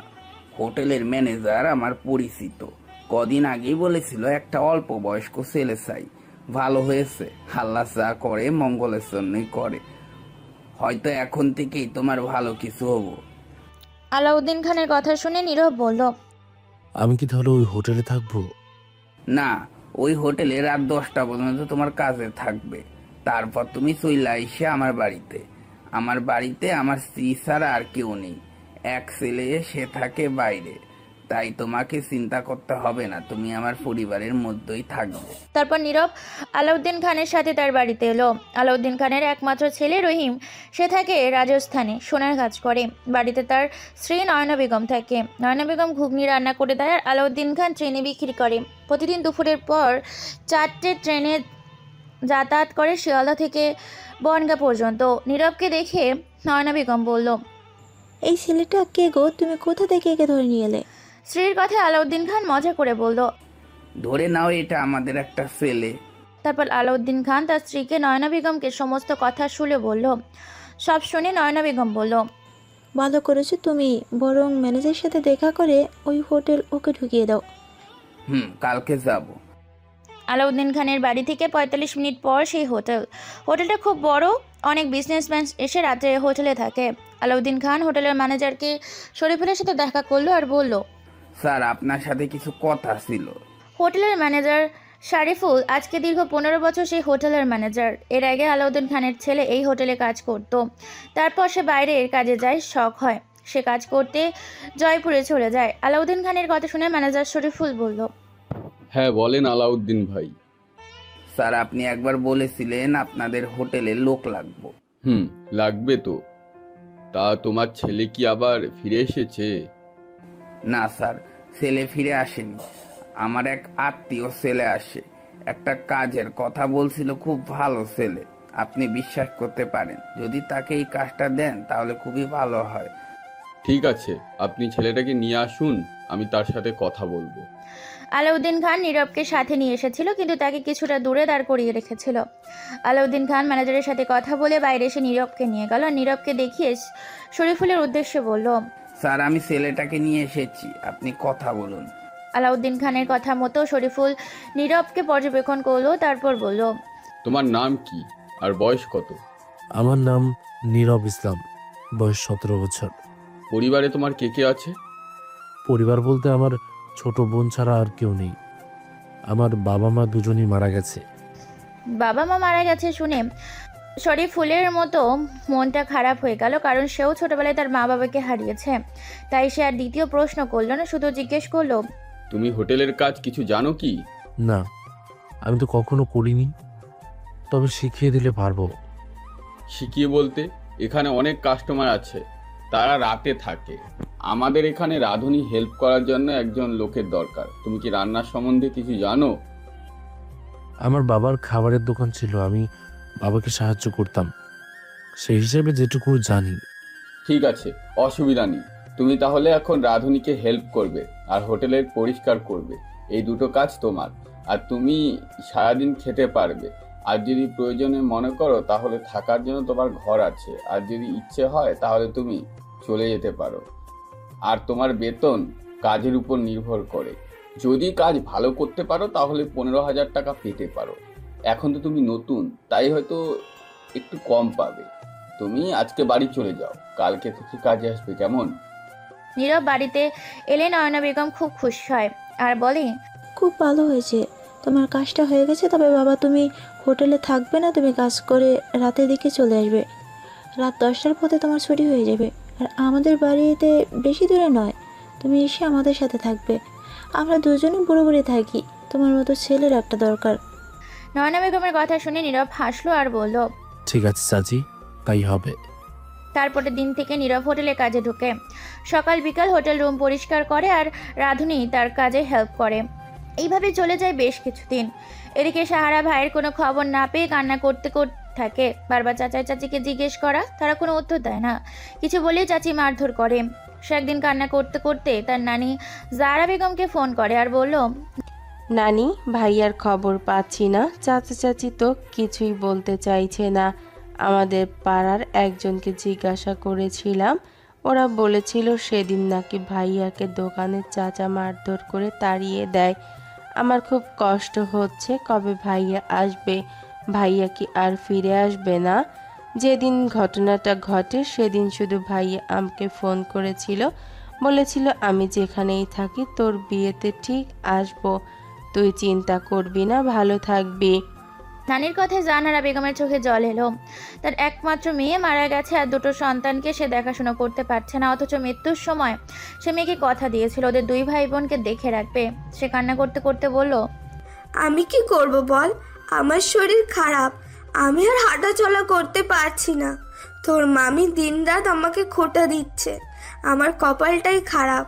আর সেই সাথে যদি দুই ভাই বোনে তা না হলে এত অল্প বয়সে কেনই বা তোর বাবা মা মারা যাবে। আমার আর এখানে থাকতে ভালো লাগছে না, আমি তোমার কাছে চলে যেতে চাই। ঠিক আছে, আমি তো মামার সাথে কথা বলবো। তোর মামা তো তোদের দুই ভাই বোনকে খুবই ভালোবাসে, দেখা যাক তোর মামা যদি সম্মতি দেয়। তার কথা মতো তার পরের দিন আনোয়ার বেগম তার ছেলে কাশিমকে বলল, কাশিম, তোর দুলা ভাই আপু দুজনেই তো চলে গেল। নীলুফাকে আমি ভালো মেয়ে বলে জানতাম, কিন্তু নীলুফা বিয়ের পর বদলে গেল। নীরব ও সাহারার উপর খুব অত্যাচার করছে, নীরবকে দোকান থেকে বের করে দিয়েছে। সে কোথায় চলে গেছে তার সন্ধান পাওয়া যাচ্ছে না। আর সাহারা খুব কান্না করছে, এখানে আসতে চাইছে। তুই মামা হিসেবে তোরে তো একটা দায়িত্ব আছে, তুই মেয়েটাকে নিয়ে আয়। কাশিম একটা তেলের পাম্পে কাজ করে, একটা মাত্র তার ছেলেটা আপু দুলাভাইকে খুব ভালোবাসতো, আর ভাগনা ভাগ্নি হলো চোখের মণি। মায়ের কথা সে মাকে আশ্বস্ত করে বলল, তোমাকে চিন্তা করতে হবে না মা, আমি সাহারাকে এখানে নিয়ে আসবো। নীরবকে বলেছিলাম এখানে চলে আসতেই তাকে জেলে ঢুকিয়ে দেব, কিন্তু রাজি হয়নি। ও বলছিল বাবার ব্যবসা দেখাশোনা করবে, কিন্তু কি হয়ে গেল এখন তারা মিথ্যা অপবাদ দিচ্ছে। উনি দোকানে চুরি করেছে। সে যাই হোক, আমি কালকে যাব, সাহারা এখানে নিয়ে চলে আসবে, ও এখানে থেকে পড়াশোনা করবে। তারপরের দিন কাশিম তার ভাগ্নিকে আনতে যায়। কাশিমকে দেখে নীলুফা বেগম বলল, কি কাশিম ভাইয়া, ভাগ্নিকে আনতে এসেছো? নীলুফা বেগমের কথা শুনে কাশিম বলল, আনতে এসেছে, তাতে তোর সমস্যা কি? তোকে আমরা ভালো বলেই জানতাম, তুই যে এরকম সেটা আগে বুঝতে পারিনি। আমি আগে যেমন ছিলাম এখনও আছি, শুধু তোমরা আমাকে চিনতে পারোনি। সে যাকগে, যদি একটা মেয়ের খাবার পরার দায়িত্ব নাও তাহলে তো খুব ভালোই হয়। তোমরা নিয়ে যাও, আমাদের কোনো অসুবিধে নেই। সাহারা মামাকে দেখে খুব খুশি হয়। তারপর মামার সাথে সে মামার বাড়ি চলে আসে। কাশিমের স্ত্রী নীলা বেগম তখন বাপের বাড়িতে ছিল। সাহারা বাড়িতে এসে তার নানিকে ধরে খুব কান্না করতে থাকে। তার নানি তাকে সান্ত্বনা দিয়ে বলে, সব ঠিক হয়ে যাবে, কান্না করিস না। নানি, আমি আর ওই বাড়িতে ফিরে যাব না, আমি এবার থেকে তোমার কাছেই থাকবো। কাশিমের স্ত্রী নীলা বেগম তখন বাপের বাড়িতে ছিল। সে জানতো না সাহারা এখানে এসেছে। তারপর বাড়িতে এসে সাহারাকে দেখে সে খুব বিরক্ত লাগে। সে তার স্বামীকে বলে, ওকে কেন এখানে নিয়ে এসেছো? স্ত্রীর কথায় বিরক্ত হয়ে কাশিম আর বলে, তুমি কি সব বলছো উল্টাপাল্টা কথা? ও আমার নিজের ভাগ্নি, আমার আপুর মেয়ে। নিফুল আর তার স্বামী ওর উপর অত্যাচার করছে, ও খুব কান্নাকাটি করছিল, তাই ওকে আমি নিয়ে এসেছি। খুব ভালো করেছো, যত দায়িত্ব তোমার। আমি করব না তো কে করবে? ভাইয়া বাইরে থাকে, তো কি ওখানে নিয়ে যাবে ওকে? তাই তো আমি নিয়ে এসেছি এখানে, স্কুলে ভর্তি হবে। মনে রাখবে, ওর মায়ের এখানে জমি আছে, ও চাইলেই থাকতে পারে। তুমি আর এই বিষয়ে কথা বলবে না। স্বামীর কথায় নীলা বেগম কিছু না বললো ভেতর ভেতর ফুঁসতে থাকে। কাশিমের 2 ভাই 1 বোন। ভাই দিল্লিতে থাকে, ওদের 6 বিঘা জমি আছে। ওর বাবা 3 ভাই বোনের নাম লিখে দিয়ে গেছে, কিন্তু মান্তাসা বেগমের কোনো সম্পত্তি নেয়নি, তার অংশ 2 ভাইয়ের নামই লিখে দিয়েছে। এদিকে নীরব যখন হোটেল পরিষ্কার করছিল তখন একটা মেয়ে হোটেল ঘরে ঢুকে ভিডিওতে রিল করছিল। হঠাৎ নীরবের সাথে ধাক্কা লেগে ফোনটা পড়ে যায় আর মেয়েটা চিৎকার করে নীরবের গালে একটা চড় মারে আর বলে, তুই কানা দেখতে পাস না আমি এখানে কি করছিলাম? আচমকা চড় মারে। নীরব একটু অবাক হয়ে যায়। সে তখন বলে, সরি ম্যাডাম, আমি দেখতে পাইনি। সরি তোর বাপকে বলিস। আর আমার ফোনের দাম 30,000 টাকা, দয়া করে ওটা আমাকে দিয়ে দিবি, তা না হলে তোকেই হোটেল থেকে তাড়িয়ে দেব। এই হোটেলটা আমার বয়ফ্রেন্ডের। কথাটা বলে চিৎকার করতে থাকে। পৃথার চিৎকারে ম্যানেজার ছুটে আসে আর অনেক হোটেলের স্টাফও ছুটে আসে। ম্যানেজার শরীফুল পূজাকে বলল, কি হয়েছে ম্যাডাম, আপনি চিৎকার করছেন কেন? ম্যানেজারের কথায় পৃথা চিৎকার করে বলল, আপনারা কীরকম লোকজনকে কাজে রেখেছেন? কানা চোখে দেখতে পায় না, আমার ভালো ফোনটা ভেঙে দিল। ওকে 20,000 টাকা আমাকে দিতে বলবেন, তা না হলে চাকরি থেকে তাড়িয়ে দেবেন। আমি এক্ষুনি হোটেলের মালিক অমিত ভাইকে ফোন করছি। পৃথার কথায় ম্যানেজার শরীফুল বলল, সরি ম্যাডাম, ভুল হয়ে গেছে, স্যারকে ফোন করতে হবে না, আমি ওর সাথে কথা বলছি। ম্যানেজারের কোনো কথা পৃথা শুনলো না। হোটেলের মালিক অনেক মাহবুদেরকে ফোন করলো আর বলল, তুমি কোথায় আছো? এক্ষুনি এখানে আসবে। তোমাদের হোটেলে একটা কর্মচারী আমার মোবাইল ভেঙে দিয়েছে, তুমি এই মুহূর্তে ওকে এই হোটেল থেকে তাড়িয়ে দেবে। পৃথার কথায় হোটেল মালিক অনেক মাহমুদ বলল, ঠিক আছে পৃথা, আমি একটা কাজে কানাডা এসেছি, আমি ফিরে যাই ম্যানেজারের সাথে, তারপরে ওর ব্যবস্থা করছি। পৃথা হলো আমাদের গল্পের নায়িকা, অনার্স প্রথম বর্ষের ছাত্রী, 19 বছর বয়স। 2 বোন সামিরা বিয়ে ঠিক হয়ে গিয়েছে। ছোট বোন পৃথা। বাবা তারেক রহমান একমাত্র বিজনেসম্যান। বিজনেসের কাজে সে প্রায় কলকাতায় আসে আর এই হোটেলে ওঠে। হোটেলের মালিক অনেক মাহমুদ বাবা রাজান মাহমুদ আর তারেক রহমানের বাল্য বন্ধু। অনেক মাহমুদ বাবা মার একমাত্র সন্তান, তাই বাবার মৃত্যুর পর হোটেলের মালিক হয় অনেক মাহমুদ। অনেকের সাথে পৃথার খুব ভালো সম্পর্ক, যেটা তারেক রহমানের পছন্দ নয়। বন্ধুর ছেলে হলে কি হবে, অনেকের স্বভাব ভালো নয়, সেটা তারেক রহমান জানে, তাই তার অপছন্দ হলো।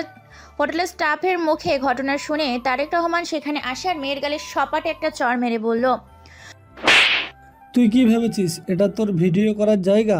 অসভ্য মেয়ে কোথাকার।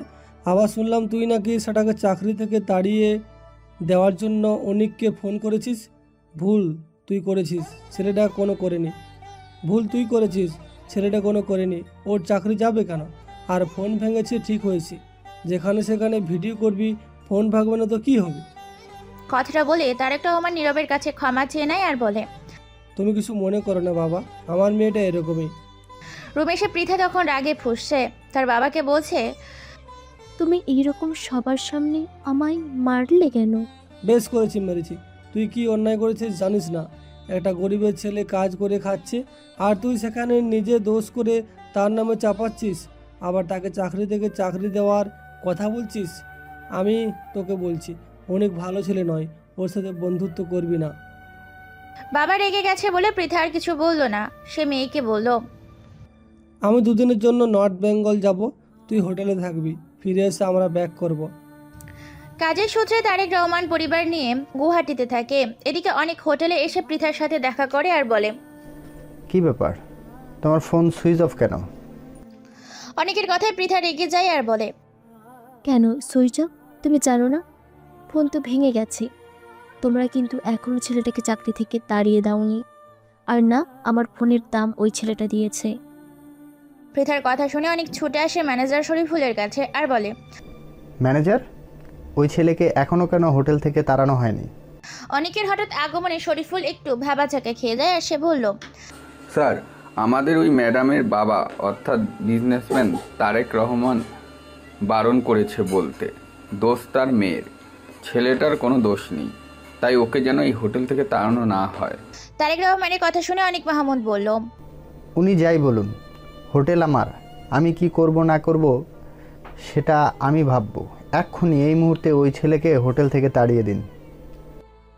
কিন্তু স্যার, ম্যানেজারের কিছু বলতে গেলে অনেক তাকে বারণ করে। ম্যানেজার শরীফুল অনেককে খুব স্নেহ করে। ও দেখেছে যথেষ্ট পারিশ্রমিক ও বিশ্বাসী ছেলেটা, কিন্তু সেও যেহেতু এই হোটেলের কর্মচারী, তাই আর কিছু করার নেই। সে নীরবকে ডেকে পাঠায় আর বলল, নীরব, তুমি আমায় ক্ষমা করো, আমার কিছু করার নেই। আমি তোমার মতন একটা হোটেল কর্মচারী। আমি চেষ্টা করেছিলাম, কিন্তু মালিক আমার কথা শুনলো না। ও তোমাকে এই কাজ থেকে ছাঁটাই করে দিয়েছে। ম্যানেজারের কথায় নীরব মন খারাপ করে বলল, কিন্তু ওই ম্যাডামের বাবা যে বলল। বুঝতে পারছি, উনি বলেছেন, কিন্তু উনি তো মালিক নন। মালিক এসেছেন আর ও আমাকে এই কথা বলে গেলেন। আমি মালিকের সাথে কথা বলবো। কোনো লাভ নেই, উনি যা বলেন তাই করেন। তবুও তুমি যখন বলছো, একটু অপেক্ষা করো, আমি ওনাকে ফোন করছি। তারপর শরীফুল ফোন করে মালিক অনিক মাহমুদ আর বলল, আসসালামু আলাইকুম স্যার, আপনার সাথে একটা কথা ছিল। ওয়ালাইকুম আসসালাম, বলে ফেলেন। স্যার, আমাদের হোটেলের কর্মচারী নীরব আপনার সাথে দেখা করতে চেয়েছে, যাকে আপনি কাজ থেকে ছাঁটাই করেছেন। আপনি ওকে এখনো তাড়াননি কেন? স্যার, একবার কথা বলুন। অনিক মাহমুদ যখন ম্যানেজারের সাথে কথা বলছিল তখনই তার পাশে ছিল পৃথা। পৃথা তখন বলল, হ্যাঁ, আপনি ওর সাথে কথা বলুন আর বেশি করে অপমান করুন। আমার বাবা তো কিছুই বলল না। পৃথার কথা শুনে অনেক হাসলো আর ম্যানেজারের উদ্দেশ্যে বলল, ঠিক আছে, পাঠিয়ে দিন আমার কেবিনে। মালিকের অনুমতি পেয়ে ম্যানেজার শরীফুল নীরবকে বলল, তোমাকে ডেকেছে নীরব স্যারের কেবিনে, তবে বেশি তর্ক করবে না। উনি মানুষটা ভালো নয়, আর না চরিত্র কথাবার্তা। ওনার বাবা খুব ভালো মানুষ ছিল, উনি তার যোগ্য পুত্র হতে পারেননি। নীরব সম্মতি জানিয়ে চলে যায় হোটেলে। হোটেল মালিক অনেকের কেবিনে অনুমতি নিয়ে সে বলল, স্যার আসবো? হ্যাঁ, আসেন। নীরব ভেতরে ঢুকে শরীফুল তার হাতটা মুচড়ে ধরে আর বলল, এই, তোর সাহস কি করে হয় ওর ফোন ভেঙে দেওয়ার? নীরবের হাতে ব্যথা লাগে। সে চিৎকার করে বলল, স্যার হাতটা ছাড়ুন, আমার লাগছে। আর একদম আমার সামনে আসবি না। যদি আসিস তোকে আমি পুলিশে দেব, বেরিয়ে যা।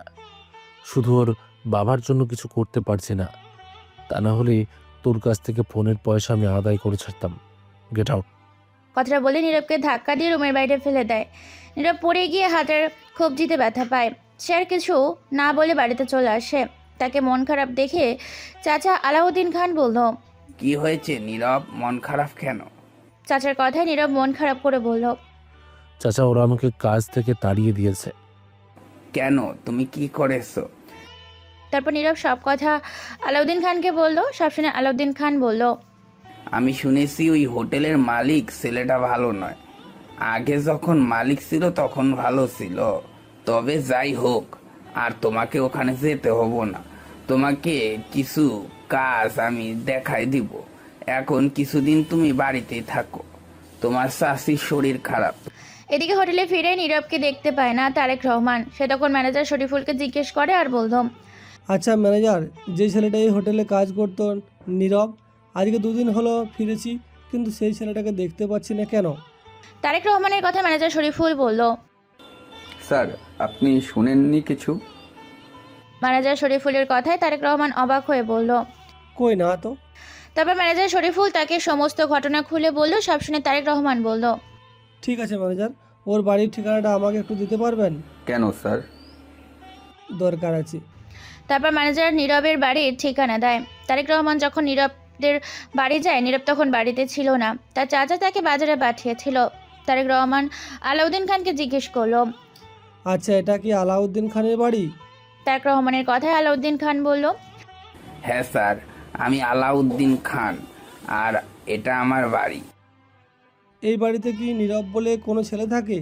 হ্যাঁ, নীরব থাকে, কিন্তু ও তো এখন বাড়িতে নেই, একটু বাজারে গেছে। কখন ফিরবে? কিছুক্ষণের মধ্যেই ফিরে আইব। ঠিক আছে, তাহলে আমি অপেক্ষা করছি। স্যার, ওর সাথে কি খুব দরকার? কথাটা বলেই তারেক রহমান অপেক্ষা করতে থাকে। তাই আধা ঘন্টা পর নীরব বাজার থেকে বাড়ি আসে। বাড়ির সামনে তারেক রহমানকে অপেক্ষা করতে দেখে নীরব বলল, আসসালামু আলাইকুম স্যার, কখন এসেছেন? ওয়ালাইকুম সালাম, এই তো কিছুক্ষণ আগে তোমার সাথে দেখা করতে এসেছি। তোমার চাচা বলল তুমি নাকি বাজারে গিয়েছিলে, তাই আমি অপেক্ষা করছিলাম। হ্যাঁ স্যার, বলুন, কি জন্য আমার সাথে দেখা করতে এসেছিলেন? তোমার সাথে অনেক যেটা করেছে সেটা ঠিক কাজ করেনি। আজকে ও যদি আমার ছেলে হতো আমি হোটেল থেকে ওকে তাড়িয়ে দিতাম, কিন্তু আমার কিছু করার নেই। তবে তোমার কাছে একটা অপশান আছে। তারেক রহমানের কথায় নীরব কিছু বলতে পারলো না। সে বলল, স্যার আপনার কথা কিচ্ছু বুঝতে পারলাম না। তারেক রহমান তখন সেই বাড়িটার দিকে তাকিয়ে দেখলো বাড়িটা একদম রোডের পাশে। তাদের আশেপাশে অনেক বাড়ি আছে। জায়গাটা তারেক রহমানের খুব পছন্দ হলো। সে নীরবকে বলল, নীরব, তোমার এই চাচার বাড়িটা খুব ভালো জায়গায়। তুমি এই বাড়িতে একটা হোটেল তৈরি করতে পারো তো? কেন তুমি অন্যের হোটেলে কাজ করবে? তুমি যদি এখানে হোটেল তৈরি করো তোমার খুব ভালো চলবে। তাছাড়া জায়গাটা খুব একটা ছোট নয় দেখছি। তারেক রহমানের কথায় আলাউদ্দিন খান বলল, স্যার, কথাটা আপনি খারাপ বলেননি। আমি একবার বলেছিলাম একটা দোকান খুলবো, কিন্তু স্যার আমরা গরিব মানুষ, আমাদের হাতে টাকা পয়সা নেই, তাই কিছু করতে পারি না। একটা হোটেল করতে গেলে তো টাকা দরকার হবো, কোথায় পাবো সেটা? টাকার ব্যবস্থা হয়ে যাবে। তারপর তারেক রহমান নীরবের দিকে তাকিয়ে বলল, নীরব, আমি তোমাকে ব্যাংকে লোনের ব্যবস্থা করে দিচ্ছি, সমস্যা হবে না কো। এই জায়গাতে আগে একটা ছোট ঘর তৈরি করো, দেখবে ঠিক চলবে। আস্তে আস্তে আবার লোন পরিশোধ করে দেবে, আবার শুরু করবে। এভাবে করতে থাকো, দেখবে একদিন তুমি একটা বড় হোটেল তৈরি করতে পারবে।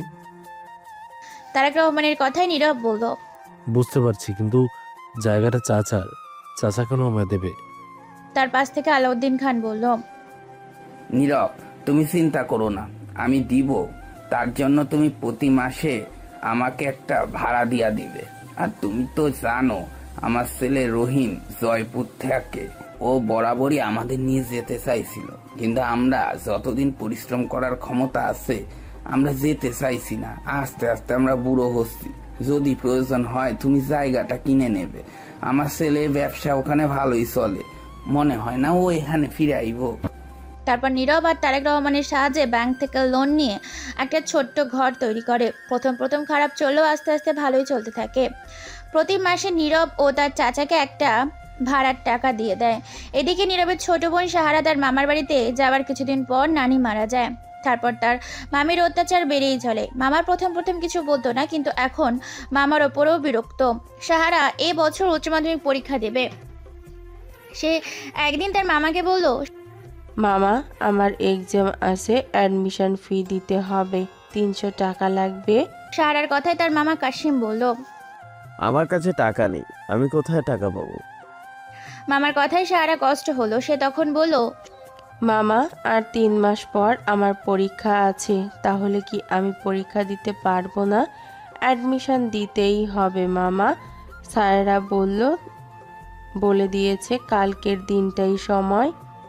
সারা যখন তার মামার সাথে কথা বলছিল তখন পাশ থেকে তার মামি নীলা বেগম বলল, তোর মামা কি বলেছে তুই শুনতে পাচ্ছিস না? বলছে তো টাকা দিতে পারবে না। তুই বারবার তর্ক করছিস কেন? মামি, আমি যে তাহলে পরীক্ষায় বসতে পারবো না।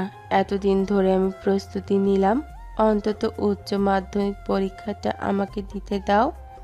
তুই আমার চোখের সামনে থেকে চলে যা, তোকে আমার সহ্য হচ্ছে না। টাকা নেই মানে নেই, বারবার টাকা করে বায়না করবি না। এতদিন তো আমাদের টাকায় পড়াশোনা করলি, এবার নিজে ইনকাম কর। তোর মায়ের অসুখের পিছনে তোর নানি তখন অনেক টাকা খরচ করেছে। আমাদের থেকে তোর মাকে তোর নানি বেশি ভালোবাসতো। সে তো ছেলের বাচ্চাদের চোখে দেখতেই পারতো না, কিন্তু মেয়েরা তার কাছে ছিল নয়নের মণি। ছেলেটা তো রাগ করে চলে গেল, আর মেয়েটাকে নিয়ে এসে আমাদের ঘাড়ে ফেলে সেও চলে গেল। যত দায় যেন আমার হয়েছে। মামির কথা শুনে সাহারার আর কোনো কথা বলতে ইচ্ছে হলো না। সে মন খারাপ করে চলে গেল। এদিকে প্রাইভেট স্যারের বেতন বাকি, ভয়ে সে পড়তে পারছে না। সাহারা মনে মনে ঠিক করলো, এইভাবে চললে হবে না, আমাকে পরীক্ষা দিতেই হবে, আমাকে কিছু একটা কাজ খুঁজে নিতে হবে। সেজন্য সে তার পাড়ার মামাকে ধরলো আর বলল, মামা, তুমি আমাকে একটা কাজ দেখে দেবে? সাহারা মামা সেলসের কাজ করে, বিভিন্ন দোকানে ওষুধ সেল করে। তার নাম নাজিম। সাহারার কথা শুনে নাজিম বলল, তুই তো এখনো পড়ালেখা শেষ করতে পারিসনি, এরই মধ্যে কি কাজ করবি? তোর তো এখনো উচ্চ মাধ্যমিক পরীক্ষা হয়নি, আগে পরীক্ষা দে, তারপর জব করবি। আমি আর পড়াশোনা করব না, আমি জব করব। উচ্চ মাধ্যমিক পরীক্ষা দেয়া হয়তো আমার হবে না। তারপর সাহারা তার মামা নাজিমকে সব কথা বলল। সব শুনে নাজিম বলল, বুঝতে পারছি মা, তোদের ভাগ্যটাই খারাপ। তা না হলে কেন এরকম হবে? তোর বাবা বিদেশ থেকে কত টাকা নিয়ে আসলো, সেই টাকায় জায়গা কিনলো, ব্যবসা শুরু করলো, কিন্তু কপালে সুখ নেই। বাবা মা দুজনেই চলে গেল, এখন চাচার রাজত্ব করছে। আবার তোর ভাইয়াকে মিথ্যা অপবাদ দিয়ে তাড়িয়ে দিল, অথচ ওই জায়গাটাই তো সবটাই তোর বাবার পয়সা কেনা। এটা তো আমি জানি, সংসার থেকে একটা পয়সাও নেয়নি, অথচ চাচা দাবি করছে জায়গাটা নাকি নিজের পয়সা কিনেছে। মানুষ কত বেঈমান না হলে এই ধরনের কথা কেউ বলতে পারে? তারপর সাহারাকে উদ্দেশ্য করে নাজিম বলল, মা, তোর অ্যাডমিশন ফি কত? 300 টাকা। ঠিক আছে, আমি 300 টাকা দিচ্ছি, তুই অ্যাডমিশন ফি জমা দে, আর তুই পরীক্ষাটা দে। পরীক্ষার পর আমি তোকে যে কোনো একটা কাজ ব্যবস্থা করে দিব, তুই সেই কাজের সাথে সাথে পড়াশোনা চালিয়ে যেতে পারিস, তা আমি দেখব। কথাটা বলে নাজিম সাহারার হাতে 300 টাকা ধরিয়ে চলে যায়। সাহারা স্কুলে গিয়ে অ্যাডমিশন ফি জমা দেয়। দেখতে দেখতে তার উচ্চ মাধ্যমিক পরীক্ষার দিন চলে আসে। যখন পরীক্ষার জন্য রেডি হচ্ছিল, তার মামি নীলা বেগম এসে তাকে বলল, তুই যে পরীক্ষা দিবি, তুই এডমিশন ফি কোথা থেকে পেলি? তোর মামা তো তোকে টাকা দেয়নি? আমার বান্ধবী মিতু দিয়েছে। আমি বলেছি আমি পরীক্ষায় ভালো রেজাল্ট করে স্কলারশিপ পাবো, সেই টাকা থেকে আমি ওকে দিয়ে দেব। সারের কথায় নীলা বেগম তাচ্ছিল্য করে বলল, বাবা, সব দেখারও আছে। ঠিক আছে, পরীক্ষা দে। আর কলেজে খরচ আমরা দিতে পারবো না, অন্তত পরীক্ষাটা দিয়ে কিছু একটা কাজ করে নিজের খরচ নিজে চালিয়ে নাও। আজ 5টা বছর এই সংসারে পড়ে আছো, কম তো খরচ আমরা করিনি। দেখতে দেখতে সাহারার উচ্চ মাধ্যমিক পরীক্ষা হয়ে যায়, ভালো রেজাল্ট হয়। তারপর সে কলেজের প্রথম বর্ষে ভর্তি হয়। নাজিম মামার সুপারিশে একটা ওষুধের দোকানে কাজ পায়। সাহারার কাজ হলো একজন অর্থোপেডিক ডক্টরকে সেই দোকানে বসে তার পেশেন্টের নাম লেখা ও পেশেন্টের নাম ধরে ডাকা, তাদের রিপোর্ট দেখাশোনা করা। আজকে ডক্টর আসার দিন, বিকাল 4টা থেকে দোকানে বসবে। সাহারা সেই মতো তিনটের অনেক আগেই দোকানে এসে পেশেন্টের নাম লেখা শুরু করে। ঠিক 4টে বাজলে অর্থোপেডিক সার্জন তন্ময় শাহরিয়ার চেম্বারে ঢুকে। ডক্টর চেম্বারে ঢোকার সাথে সাথেই সাহারা পেশেন্টের নাম ধরে ডাকা শুরু করে দেয়। তারপর রিপোর্ট দেখায়। রিপোর্ট দেখার সময় সাহারা বলল, স্যার, এই পেশেন্টের এক্স-রের কাগজ আর একটা ব্লাড টেস্টের রিপোর্ট। রিপোর্ট দেখার সময় তন্ময় একবার সাহারার দিকে তাকিয়ে দেখলো, তারপর রিপোর্ট দেখতে দেখতে বলল, তুমি তাহলে নতুন এখানে কাজ করছো? তন্ময়ের কথাই সাহারা বলল, হ্যাঁ স্যার, আজকেই জয়েন করলাম। খুব ভালো, মন দিয়ে কাজ করো। রাত 9টার সময় পেশেন্ট দেখা শেষ হয়। সাহারাকে তন্ময় বলল, তোমার নামটা এখনো জিজ্ঞাসা করা হয়নি, কি নাম? আমার নাম সাহারা ইসলাম। কিসে পড়ো? অনার্স প্রথম বর্ষের ছাত্রী। রাত 9টা বেজে গেছে, কি করে একা বাড়ি যাবে? এখানে আমার একটা মামা কাজ করে, মামা নিয়ে যাবে। তন্ময় আর কিছু বলে না। তন্ময় শাহরিয়ার, বয়স 26, 2 ভাই। বড় ভাই মালয়েশিয়ায় থাকে আর তন্ময় অর্থোপেডিক নিয়ে পড়াশোনা করে এখন একটা নার্সিংহোম খুলেছে, আর সেই সাথে কিছু ডক্টরের চেম্বারেও বসে। এদিকে নীরবের ব্যবসা ভালোই চলছে, আস্তে আস্তে সেটার দোকানটা আরও বড় করেছে। আজকে যখন কাজ করছিল, হঠাৎ আলাউদ্দিন খান অসুস্থ হয়ে পড়ে। নীরব দোকান বন্ধ করে দ্রুত তাকে হসপিটালে নিয়ে যায়, কিন্তু তার আগেই আলাউদ্দিন খান ওখানেই মারা যায়। আলাউদ্দিন খানের স্ত্রী খুব ভেঙে পড়ে। খবর যায় তার ছেলে রহিমের কাছে। রহিম বাড়ি ফিরে আসে। বাবার দাফন কার্য করে সে তার মাকে নিয়ে জয়পুর চলে যায়। সিদ্ধান্ত নেয় তার জায়গাটা নীরবকে বিক্রি করার কথা বলে। নীরবের কাছে অত টাকা ছিল না, সে আবার ব্যাংকের লোনের আবদার করে। তারপর লোন সমস্যা হয়ে গেলে সে টাকাটা নিয়ে জায়গাটা নিজের নামে করে হোটেলটাকে আরও বড় করে। এদিকে পৃথা আজকে অনেকের সাথে ঘুরতে গেছে। অনেক যখন তাকে বাজেভাবে টাচ করে, এটা খুব বিরক্ত হয়। সে অনেককে বলে, দেখো অনেক, এসব আমার পছন্দ নয়, আমি শুধু তোমার বন্ধু ভাবি, আর অন্য কিছু নয়।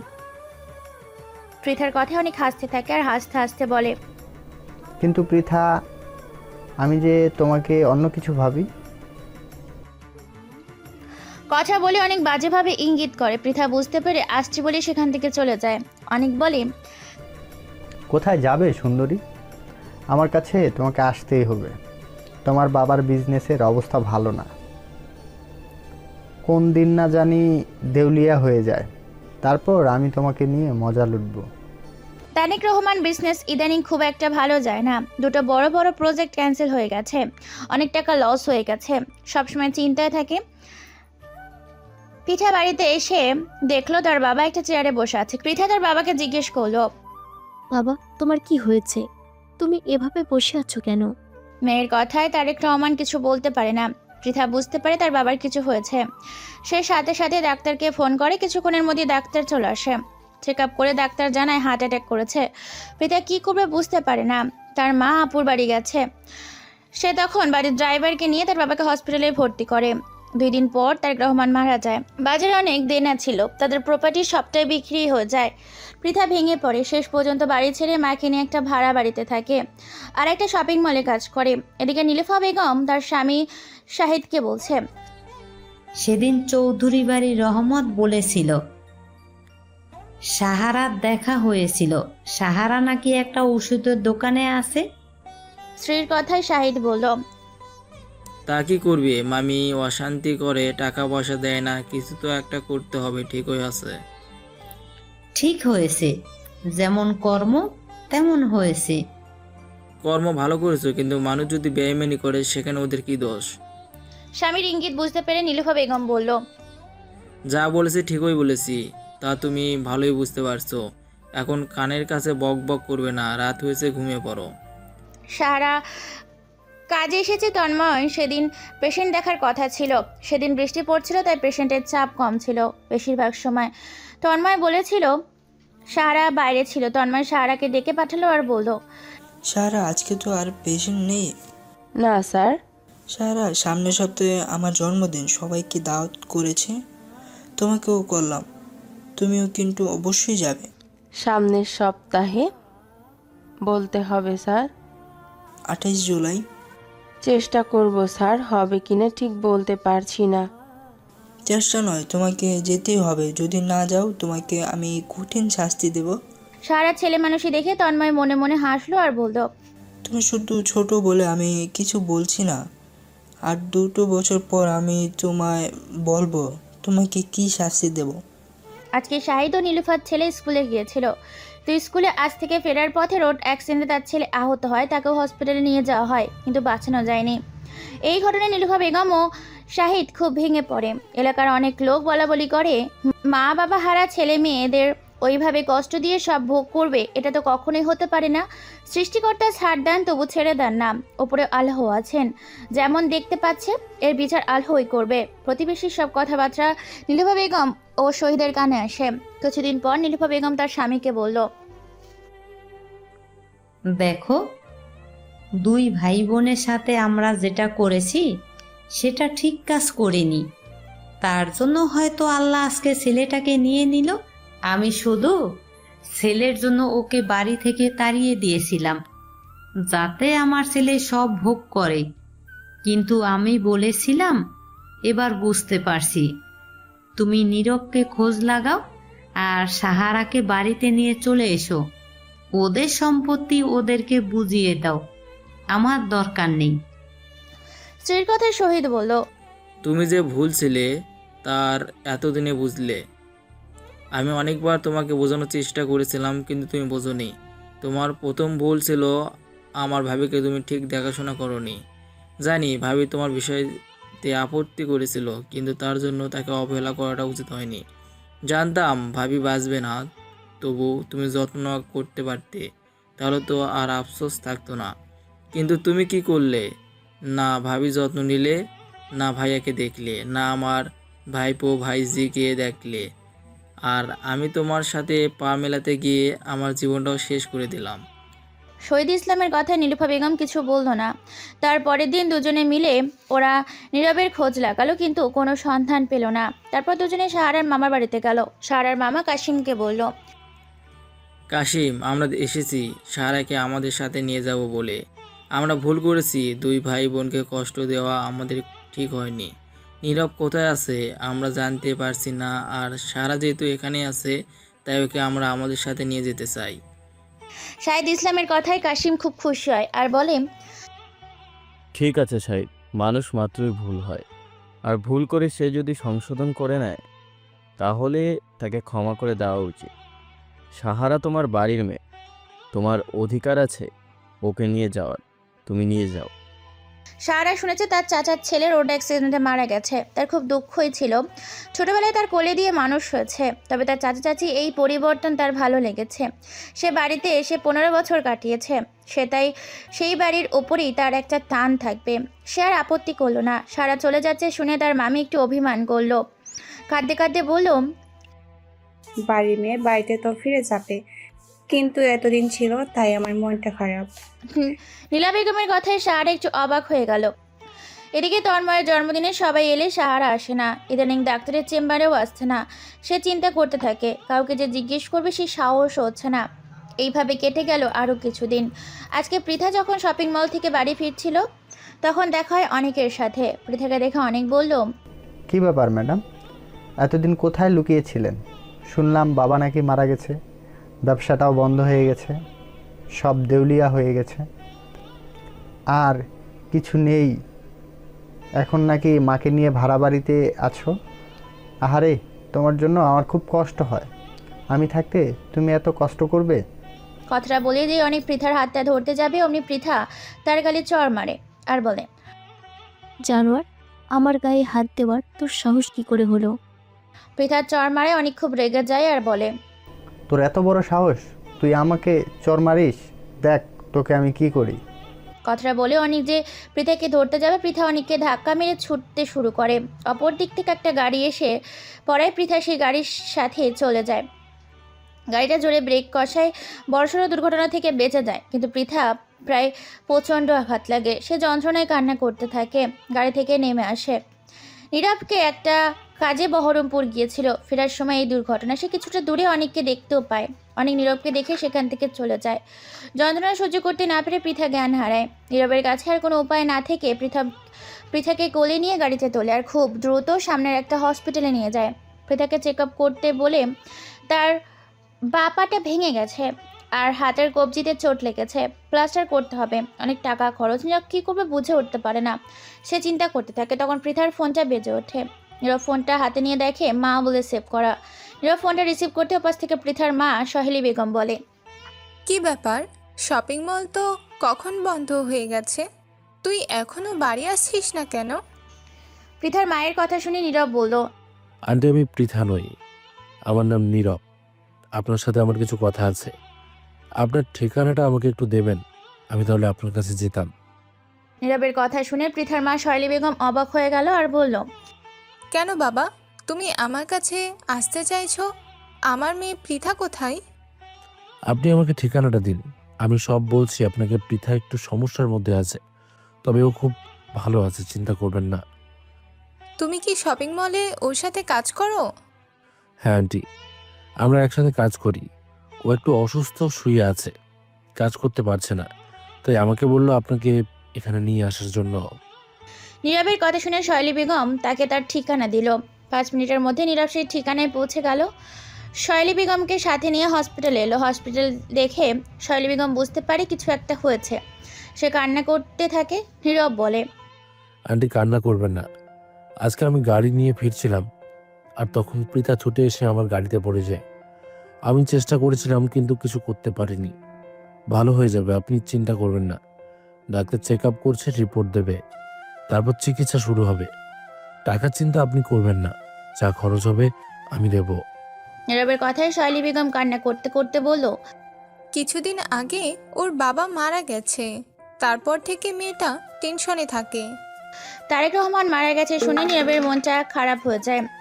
এই সেই ব্যক্তি যে তাকে পথ দেখিয়েছিল। আজকে যা কিছু হতে পেরেছে তাতে তারেক রহমানের অবদান অনেকটা। তার সুপারিশে ব্যাংক থেকে লোন পেয়েছিল। নীরব জিজ্ঞেস করলো, আন্টি, আঙ্কেলের কি হয়েছিল? ইদানিং আমাদের ব্যবসাটা ভালো যাচ্ছিল না, পরপর দুটো প্রজেক্ট ক্যান্সেল হয়ে যায়, অনেক টাকা লস হয়। উনি খুব চিন্তা করতে থাকেন, হঠাৎ একদিন হার্ট অ্যাটাক করে মারা যান। কিছুক্ষণের মধ্যে অর্থোপেডিক সার্জন তন্ময় শাহরিয়ার আসে পৃথাকে চেক আপ করে। নীরবের উদ্দেশ্যে বলল, দেখুন পেশেন্টের পায়ে কতগুলো হাড় ভেঙে গেছে, অপারেশন করাতে হবে। হাতের চোটটা ততটা গুরুত্বপূর্ণ না হলে হালকা ধরেছে, প্লাস্টার করতে হবে। টাকা এখনই জমা দিলে কাজ শুরু করব। ঠিক আছে, আমি এক্ষুনি টাকা জমা দিচ্ছি, আপনি তাড়াতাড়ি কাজ শুরু করুন। আপনি পেশেন্টের কে হন? কেন? আপনাকে কতগুলো জায়গায় সই করতে হবে। আমি ওদের পরিচিত, বাইরে ওনার মা আছে, আমি এক্ষুনি নিয়ে আসছি, উনি সই করবেন। চিকিৎসা শুরু হয়, 30,000 টাকা বিল হয়। নীরব সেই টাকা পরিশোধ করে। পৃথার জ্ঞান ফিরতে মাথার কাছে মাকে দেখে পৃথা কান্না শুরু করে দেয়। কাঁদতে কাঁদতে বলল, মা অনেক ভালো ছেলে নয়। কালকে যখন আমি শপিং মল থেকে বাড়ি ফিরছিলাম, ঠিক তখনই ওর সাথে আমার দেখা হয়। ও আমাকে আজে বাজে কথা বলছিল। আমি সহ্য করতে না পেরে ওকে চড় মারি। তারপর ও আমার সাথে বাজে ব্যবহার করে। তারপর পৃথা তার মাকে সমস্ত ঘটনা খুলে বলে। এও বলে গাড়িটা কোনো দোষ ছিল না, ও ইচ্ছে করেই সেই গাড়িতে পড়ে। তারপর মাকে জিজ্ঞেস করলো, মা তোমাকে কি খবর দিয়েছে? যার গাড়িতে তুই গিয়ে ধাক্কা খেয়েছিস সেই। তোর বাড়ি আসতে দেরি হচ্ছে বলে আমি ফোন করেছিলাম, আর ফোনটা সেই ধরেছিল। সে আমাকে কিছু বলতে চায়নি, শুধু বলল বাড়ির ঠিকানা দিতে। আমি জানতে চাইলে বলল তুই নাকি অসুস্থ, মলেতেই আছিস, তাই আমাকে নিয়ে যেতে চাই। আমি তারপর তাকে ঠিকানা দিয়ে সে আমাকে এখানে নিয়ে আসে। এখানে তোর এই অবস্থা দেখে আমার খুব কষ্ট হয়। আন্টি, কান্না করবেন না, পৃথা ভালো হয়ে যাবে। তারপর যা খরচ সবও দেয় ছেলেটা, খুব ভালো রে। দোয়া করি আল্লাহ যেন ভালো করে। মায়ের মুখ থেকে সব শুনে পৃথা বলল, মা ছেলেটা কোথায়? ডাক্তারের সাথে কথা বলছে। এদিকে ডক্টরের সাথে কথা বলে নীরব ভাবছে তার কাছে যাওয়া ঠিক হবে। তবুও না গেলে হয়তো কিছু মনে করতে পারে। তাই নীরব কিছুটা সাহস সঞ্চয় করে পৃথার সামনে আসে আর বলল, কেমন আছেন? নীরবকে দেখে পৃথা ছলো ছলো চোখে তার দিকে তাকিয়ে থাকে। কথা বলতে সে ভুলে যায়। তার মা পৃথাকে বলল, এই ছেলেটার গাড়িতে তোর অ্যাক্সিডেন্ট হয়েছিল, এই তোকে হসপিটালে নিয়ে এসেছে, আবার আমাকে বাড়ি থেকে ওই নিয়ে এসেছে। মার কথায় পৃথা উঠে বসার চেষ্টা করে, সাথে সাথে তার মা ধরে ফেলে আর বলল, উঠে বসতে হবে না, শুয়ে কথা বল। মায়ের কথায় পৃথা বলল, সরি, আমি আপনার কাছে ক্ষমা প্রার্থী। আমি যেটা করেছি সেটা ঠিক কাজ করিনি, আমার ভুল হয়েছে। বাবা আমাকে অনেকবার বলেছে তুই যেটা করলি তোর ঠিক হয়নি। আমি অনুতপ্ত। পৃথার কথা শুনে নীরব বলল, আমার কাছে ক্ষমা চাইতে হবে না।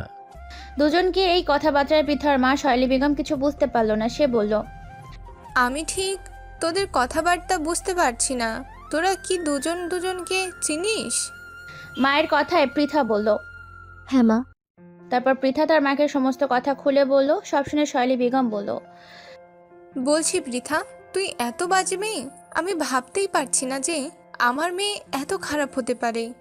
শৈলী বেগমের কথা শুনে নীরব বলল, আন্টি ও তো সরি বলেছে, আর আমি সব ভুলে গেছি, তাই আপনি আর এই বিষয়ে ওকে বকাবকি করবেন না। পৃথা 1 সপ্তাহ হসপিটালে ছিল। এই কয়েকদিন নীরব রোজ আসতো, আর ডক্টর তন্ময় শাওরিয়ারের সাথে তার একটা ভালো সম্পর্কও তৈরি হয়ে যায়। দেখতে দেখতে 2 মাস হয়ে যায়। পৃথা এখন অনেকটাই সুস্থ। সে আবার আগের মতো শপিং মলে যাওয়া শুরু করে। এদিকে তন্ময়ের ভালো লাগে না চেম্বারে সাহারার জায়গায় অন্য একটা মেয়েকে দেখতে পায়। বুঝতে পারছে না সাহারা কেন আর আসছে না, কাকে জিজ্ঞেস করবে তার সাহসও হয় না। হঠাৎ নাজিমকে দেখতে পায়। তন্ময় সাহারা বলেছে নাজিম মামা তাকে এখানে কাজটা পাঠিয়েছিল। নাজিমকে দেখতে পেয়ে তন্ময় বলল, নাজির ভাইয়া, আপনার সাথে একটা কথা ছিল। তন্ময়ের কথা শুনে নাজিম বলল, হ্যাঁ স্যার বলেন। সাহারা বলে মেয়েটাকে আপনি এখানে কাজে ঢুকিয়েছিলেন, কিছুদিন হলো মেয়েটা আসছে না, কিছু হয়েছে নাকি মেয়েটার?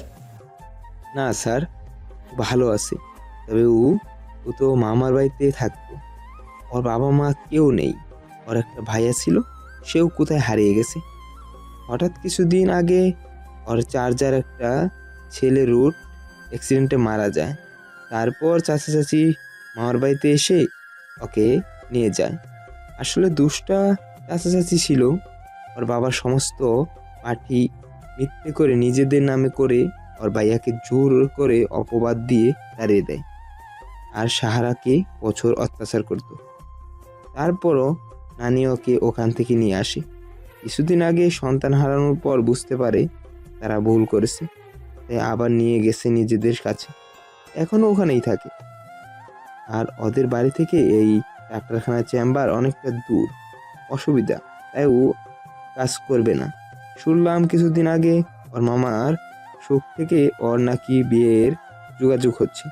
নাজিমের মুখ থেকে সাহারার বিয়ের কথা শুনে তন্ময়ের মনটা খারাপ হয়ে যায়। সে নাজিমকে বলল, আচ্ছা, ওর ফোন নাম্বার নেই আপনার কাছে? ও যখন এখানে ছিল তখন ওর ফোন ছিল না। আমার প্রয়োজন হলে আমি ওর মামার ফোনে ফোন করতাম, তবে এখন তো বাইরে চলে গেছে। ফোন আছে কি না জানি না। ঠিক আছে, যদি দেখা হয় ওর সাথে ফোন নাম্বারটা নেবেন, বলবেন না আমি চেয়েছি। ঠিক আছে স্যার। বাড়িতে এসে তন্ময় ভাবতে থাকে কিভাবে যোগাযোগ করবে। ও হঠাৎ করেই মনে পড়ে একদিন ও সাহারাকে জিজ্ঞেস করেছিল কোন কলেজে পড়ে। ও কলেজের নাম বলেছিল। তন্ময় মনে পড়ে যায় আর তার মনে মনে হেসে ওঠে। তার পরের দিন তন্ময় সাহারার বলা কলেজের সামনে এসে দাঁড়িয়ে থাকে, তো সাহারাকে দেখতে পায় না। কলেজ ছুটি হয়ে যায়। তন্ময়ের চেম্বার থাকায় সে চলে যায়। তার পরের দিনও একই কাজ করে। এদিকে নীলুফা বেগম তার এক আত্মীয়র সাথে সাহারার বিয়ে ঠিক করেছে। সাহারার পছন্দ নয়, কিন্তু চাচিকে সে কিছু বলতেও পারছে না। তারও তন্ময়কে ভালো লাগে, কিন্তু কোথায় ডাক্তারবাবু আর কোথায় ও, তাই সে আর ওর অনুভূতি কারো কাছে বলতেও পারছে না। সে তার চাচুকে শুধু বলল, চাচি, আমি এই মুহূর্তে বিয়ে করব না, আগে আমার পড়াশোনাটা শেষ হয়ে যাক তারপর। সারার কথা নীলুফা বেগম বলল, দেখ, এখন তো তোকে বিয়ে করতে হবে না, ছেলেটা বাইরে থাকে, ও শুধু এখন তোকে দেখে চলে যাবে। 2 বছর পর ফিরে এসে তোকে বিয়ে করবে, ততদিনে তোরও তো পড়াশুনো শেষ হয়ে যাবে। নীলুফা বেগমের কথায় সাহারা আর কিছুই বলতে পারে না। এই কয়েকদিন অশান্তির জন্য সে কলেজে আসতে পারেনি। তার পরের দিন সে কলেজে আসছে, মনে মনে বলে, কপালে যা আছে তাই হবে, আর আমি চিন্তা করতে পারছি না। কলেজে এসে তার কিছু ভালো লাগে না। তার বন্ধুর আজকে জন্মদিন ছিল। কলেজ শেষে সবাই একটা রেস্টুরেন্টে যাবে বলে ঠিক করলো। সারা যখন কলেজ থেকে বের হচ্ছিল, তন্ময়ের চোখে পড়লো। তন্ময়ের কাছে গিয়ে বলল, কেমন আছো সাহারা? কলেজের সামনেই ভেবে তন্ময়কে দেখবে সাহারা ভাবতেও পারেনি। সে বলল, জি আলহামদুলিল্লাহ স্যার, আমি ভালো আছি, আপনি? আমি ভালো নেই, তোমার সাথে আমার কথা আছে, তুমি একটু আমার সাথে আসো। কেন স্যার? বললাম তো কথা আছে। স্যার, আমার এক বান্ধবী আজকে জন্মদিন, আমরা রেস্টুরেন্টে যাব, তাই আজকে আর আমার সাথে যেতে পারছি না, পরে কথা বলবো। সাহারের কথায় তন্ময় দেখলো কিছুটা দূরে তার 5টা বান্ধবী দাঁড়িয়ে আছে। তারাও তাদের দিক দাঁড়িয়ে আছে, কিছু বলছে। তন্ময় সাহারাকে বলল, ঠিক আছে সাহারা, তুমি তাহলে তোমার ফোন নাম্বারটা আমাকে দাও, আমি রাতের দিকে ফোন করে তোমাকে বলে দেব এখানে তুমি তোমার বান্ধবীদের সাথে যাও। তোমার ফোন আছে তো? আগে আমার ফোন ছিল না, এখন বাড়িতে আসার পর চাচা একটা কিনে দিয়েছে, আপনি নাম্বারটা লিখে নিন। সাহারা তন্ময়কে তার ফোন নাম্বারটা দেয়। রাতের দিকে তন্ময় সাহারাকে ফোন করে আর বলে, আমি ডক্টর তন্ময় সাহারিয়ার বলছিলাম। তন্ময়ের কথা শুনে সাহারা হাসলো আর বলল, বুঝতে পেরেছি স্যার, বলেন। সাহারার কথায় তন্ময় বলল, শুনলাম তোমার নাকি বিয়ে ঠিক হয়ে গেছে। কে বললো স্যার আপনাকে? তোমার নাজির মামা বলেছিল। বিয়ে ঠিক হয়নি, তবে কথাবার্তা চলছে। তাই খুব ভালো। তার ছেলে কি করে? কি করে আমি নিজেও জানি না, শুধু বলেছে দেখতে আসবে। আমার এখন বিয়ে করার ইচ্ছে নেই, আমি আপত্তি করায় চাচি বলল ওরা ওনাকে দেখাশোনা করে রাখবে, 2 বছর পর বিয়ে করবে, ছেলে বিদেশে সেটেল। তোমার যখন পছন্দ নয় তাহলে চাচি দিচ্ছে কেন? আমি কি বলবো স্যার, আমার কথা কি শুনবে? তুমি বিয়ে করবে না, তুমি বাড়ির লোককে বলে দাও। তোমার পক্ষে এই মুহূর্তে বিয়ে করা সম্ভব নয়। আমার কথা চলবে না। কথাটা বলে তন্ময় ফোনটা কেটে দেয়। সাহারা বুঝতে পারে তন্ময়ের মনের কথা। তার মনে যে অনুভূতি, তন্ময়ের মনেও সেই অনুভূতি। তাহলে তো জোর করবে কেন সে? এদিকে নীরব আজকে পৃথাদির বাড়ি এসেছে। নীরবকে দেখে পৃথার মা সহেলি বেগম খুব খুশি হয়েছে। সে নীরবের হাত দুটো ধরে বলল, নীরব, তুমি আমার একটা কথা রাখবে? সহেলি বেগম তার হাত ধরে কিছু অনুরোধ করায় নীরব একটু অবাক হয়ে গেল। বলল, আন্টি, আমার হাত ধরে অনুরোধ করতে হবে না, আদেশ করুন। আমি তো আপনার ছেলের মতো। তুমি তো জানো তোমার আঙ্কেল মারা গেছে, আর সেই সাথে আমাদের নিঃস্ব করে গেছে। আমাদের কিছু নেই, মেয়েটা কাজ করলে তবে আমরা খেতে পাই। বড় মেয়েটার বিয়ে দিয়েছি, জামাই বেশিরভাগ সময় অসুস্থ হয়ে থাকে। তাদের সংসারের অবস্থা খুব খারাপ, তাই পৃথাকে মাঝে মাঝে তাদের সংসারে টাকা পাঠাতে হয়। আমার একটা অনুরোধ ছিল, তুমি আমার মেয়েকে বিয়ে করবে? আমার মনে হচ্ছে তোমার থেকে ভালো ছেলে আর আমি পাবো না। তোমার আঙ্কেল তো একসময় তোমার উপকার করেছিল, তাহলে এইটুকু কৃতজ্ঞতা তুমি দেখাতে পারবে না? সহেলি বেগমের কথা শুনে নীরব কি বলবে বুঝে উঠতে পারল না। সে দেখলো পৃথা আড়াল থেকে কেউ যেন সরে গেল। নীরব বুঝতে পারলো ওটা পৃথা, তাই নীরব বলল, আন্টি, আমাকে কিছুটা সময় দিন, তারপর আমি জানাবো আপনাকে। খুব, কিন্তু দেরি করবে না। আমার শরীর ভালো নয়, কবে কি হয়ে যাবে জানি না। যদি তোমার মতো ছেলের হাতে আমি পৃথাকে তুলে দিতে পারি, তাহলে আমি নিশ্চিন্তে মরতে পারবো। এভাবে বলবেন না আন্টি, আপনি 100 বছর বাঁচবেন। আর 100 বছর? তোমার আঙ্কেলের সাথে সাথে আমারও আয়ু শেষ হয়ে গেছে। এদিকে তন্ময় সাহারাকে রোজ ফোন করে। সাহারার খুব ভালো লাগে। তন্ময়ের অনুরোধে সাহারা তার চাচিকে বিয়ে করবে না বলে অনুরোধ করে। তার চাচি আবার ছেলের বাড়ির লোককে বারণ করে দেয়। তন্ময় আজকে দেখা করার কথা বলেছে। সাহারা সেই মতো তন্ময়ের দেওয়ার ঠিকানায় গিয়েছে। দেখলে তন্ময় আগে থেকেই সেখানে বসে আছে। সাহারা যেতে তন্ময় বলল, কি কাজ করছিলে ম্যাডামের আসতে এত দেরি হলো যে? তন্ময়ের কথায় সাহারা বলল, কিছু কাজ করছিলাম না, রাস্তায় জ্যাম ছিল তাই দেরি হয়ে গেল। তারপর সারা বিয়েটা ক্যান্সেল করে দিয়েছে।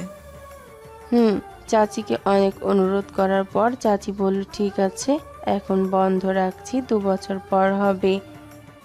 2 বছর পর তুমি আমার হয়ে যাবে। তন্ময়ের কথায় সাহারা লজ্জা পেয়ে যায়। সেটা বুঝতে পেরে তন্ময় বলল, অত লজ্জা পাওয়ার কিছু নেই, যেটা বললাম সেটাই হবে। আর খুব তাড়াতাড়ি এই বিয়ের পর বাকি পড়াশোনা করবে। তোমার চাচা চাচিকে বিশ্বাস নেই না জানি, কোনো দিন তোমাকে আবার জন্য জায়গায় বিয়ে দিয়ে দেয়। তোমাকে আমি যেদিন দেখি সেদিনই আমার ভালো লেগে গেছে, কিন্তু তোমার বয়সটা কম বলে আমি কিছু বলিনি, ভেবেছিলাম পরে বলবো, কিন্তু তারপর তুমি কাজ ছেড়ে দিলে। যাই হোক, আজকে জানিয়ে দিলাম আমার অনুভূতি। এবার তুমি বলো তোমার কি ইচ্ছা। তন্ময়ের কথা শেষ হওয়ার সাথে সাথেই তন্ময় দেখলো তার ফোনে মেসেজ পাঠিয়েছে সাহারা।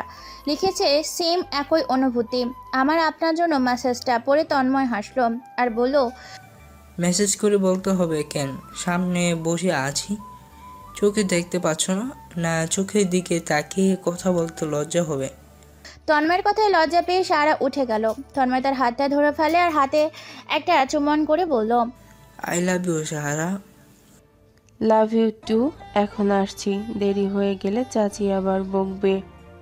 চাচিরা আর বকুনি শুনতে হবে না, খুব তাড়াতাড়ি তোমাকে আমি আমার কাছে নিয়ে চলে আসব। তারপরের দিন সাহারা তন্ময়ের বিষয়ে সমস্ত কথা তার চাচাকে খুলে বলল আর বলল, চাচা, তোমার সাথে একটা কথা ছিল। শাহিদ ইসলাম রাত্রিবেলা সেই সবে বাড়ি এসেছে। সেই সাহারাকে বলল, বল।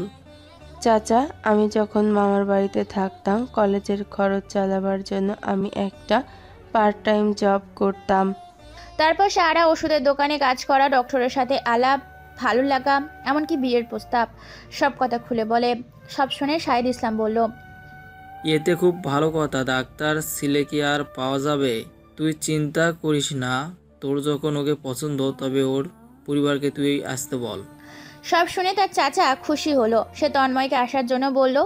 তারপরের দিন তন্ময় তার পরিবারকে নিয়ে সাহারাকে দেখতে যায়। সবাই সাহারাকে খুব পছন্দ হয়ে যায়। আজকে নীরব পৃথকে নিয়ে একটা জায়গায় ঘুরতে এসেছে। এটা অবশ্য সহেলি বেগমের অনুরোধে। উনি চাইছিল দুজনের মধ্যে কথা বলা প্রয়োজন। পৃথাকে কোনো কথা বলছিল না। নীরব আর থাকতে না পেরে বলল। পৃথা, তোমার মা কি বলছে তুমি নিশ্চয় শুনেছ? নীরবের কথায় পৃথা কিছু বলে না। নীরব বলে, এইভাবে মৌনতা পালন করলে কি করে হবে? কিছু তো বলো।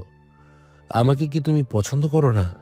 নীরবের কথায় পৃথা নীরবের মুখটা চেপে ধরে বলে, পছন্দ করি, আপনি খুব ভালো মানুষ, কিন্তু আমি আপনার যোগ্য নই। তাই আমার মা যেটা বলেছে সেটা সম্ভব নয়। তার মানে তুমি ভেবেছ তোমার সাথে অনেকের সম্পর্কের কথা আমি জানি, সেজন্য হয়তো আমি কিছু বলবো। না নীরব, সেটা নয়। অনেককে শুধু আমি বন্ধু ভাবতাম, আর কিছু নয়। আসলে আমি আপনার সাথে অনেক খারাপ ব্যবহার করেছিলাম। তারপর অনেক পরিশ্রম করে আজকে এই জায়গায় এসেছেন। আজকে আপনার হোটেলের কত নাম ডাক। তাই বলছিলাম, আপনি আমার থেকেও ভালো কাউকে ডিজার্ভ করেন। মায়ের অনুরোধ রাখবেন না। মা অসুস্থ, মানুষ কখন কি বলে তার ঠিক নেই। পৃথার কথায় নীরব হাসলো আর বলল, তুমি আমার যোগ্য কি অযোগ্য সেটা আমি বুঝে নেব। তুমি শুধু আমার চোখের দিকে তাকিয়ে বলো তুমি আমায় পছন্দ করো না, তাহলে আমি কথা দিচ্ছি তোমার মাকে বুঝিয়ে বলার দায়িত্ব আমার। নীরবের কথায় পৃথা মাথা নত করে নেয়। নীরব বলে, আমি কি বলছি তুমি শুনতে পাচ্ছ না? কথা বলে নীরব সেই পৃথার হাতটা ধরে। অমনি পৃথা কান্না করতে করতে নীরবকে জড়িয়ে ধরে আর বলে, অনেক ভালো নয়। ও আমাকে হুমকি দিচ্ছে, দেখা করার কথা বলছে। ও আমাকে একবার 50,000 টাকা দিয়ে সাহায্য করেছিল। সেই টাকাটা দিতে না পারলে ও আমার নামে থানায় কেস করবে, আমাকে জেল খাটাবে। এইসব কথা তুমি আমাকে আগে বলবে তো। আর কেন টাকা ধার নিয়েছিলে? তখন বাবার বিজনেসের অবস্থা ভালো ছিল না। আমার একটা ল্যাপটপ কেনার খুব দরকার ছিল। বাবাকে বলেছিলাম, বাবা টাকাটা দিতে পারেনি। আমি অনেককে বলতে ও টাকাটা আমাকে দেয়। আর ওর যে খারাপ উদ্দেশ্য ছিল সেটা আমি বুঝতে পারিনি। তুমি বিশ্বাস করো, ওকে আমি পছন্দ করতাম শুধু বন্ধু বলে। ওর যে এইরকম উদ্দেশ্য ছিল, যদি আমি জানতাম তাহলে ওর সাথে বন্ধুত্ব করতাম না। ঠিক আছে, এসব নিয়ে চিন্তা করতে হবে না। আমি অনেককে টাকাটা দিয়ে দেব। তুমি আর কান্না করবে না। তোমার চোখের জল আমার ঠিক পছন্দ হচ্ছে না। তারপরের দিন নীরব অনেকের হোটেলে গিয়ে টাকাটা দিতে যায়। নীরবকে দেখে ম্যানেজার শরীফুল খুব খুশি হয় আর বলে, আমি জানতাম তুমি অনেক বড় হবে। তোমার 5 স্টার হোটেল এখন এই এলাকার সবথেকে বড় হোটেল। বেশিরভাগ মানুষ তো এখন তোমার হোটেলেই যায়। শরীফুলের সাথে কথা বলতে বলতে নীরব দেখলো অনেক বেরিয়ে আসছে। নীরব 50,000 টাকা নিয়ে অনেকের হাতে দিল আর বলল, পৃথা এই টাকাটা আমাকে পাঠিয়েছে। আপনি নিজের সাথে 50,000 টাকা পেতেন। 50,000 টাকার দিকে তাকিয়ে অনেক বলল, টাকাটা কে দিয়েছে তুই? টাকা কে দিয়েছে সেটা আপনার দেখার বিষয় নয়। আপনি টাকা পেতেন, টাকা পেয়ে গেছেন।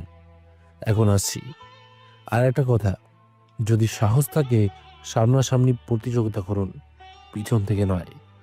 আমি কখনো আপনাকে আমার প্রতিপক্ষ মনে করি না। যদিও একসময় আপনার এখানে কাজ করেছি, তাই কৃতজ্ঞতা দিতে আমি জানি। কিছুদিন আগে অনেককে নীরব হোটেলের নামে অনেক বাজে কথা বলেছে, সেটা নীরবকে কানে এসেছে। তাই নীরব অনেককে বলল, নীরবের 5 স্টার হোটেল এখন সবার সেরা। আজকে নীরব হোটেলে তার গ্রামের এক চাচা এসেছে। সে জানতো না এটা নীরবের হোটেল। তার ছেলে ক্রীড়া প্রতিযোগিতায় ফার্স্ট হয়েছে, সেখানে খেলতে এসে শুধু রাতের জন্য তার হোটেলে উঠেছে। হঠাৎ নীরবের চোখ যায় তার চাচার দিকে। নীরব ছুটে এসে চাচাকে বলল, চাচা তুমি এখানে? নীরবের কথায় তার চাচা জাভেদ খান বলল, হ্যাঁ, কালকে আমার ছেলের খেলা আছে, তাই হোটেলে সবার সাথে আমিও উঠেছি। তুই এখানে কি করছিস? চাচার কথা শুনে নীরব হাসলো আর বলল, চাচা এই হোটেলটা আমার, এর মালিক আমি। তারপর নীরব তার চাচাকে সব কথা খুলে বলল। সব শুনে তার চাচা খুব খুশি হয় আর বলল, আমি জানতাম তুই একদিন অনেক বড় হবি। তোকে যারা কষ্ট দিয়েছে তারা কিন্তু শান্তি পাচ্ছে। তোর চাচার ছেলেটা মারা গেছে, তোর বোন তোর মামার বাড়িতে থাকতো। তোর বোনকে এখন ওরা নিয়ে চলে এসেছে।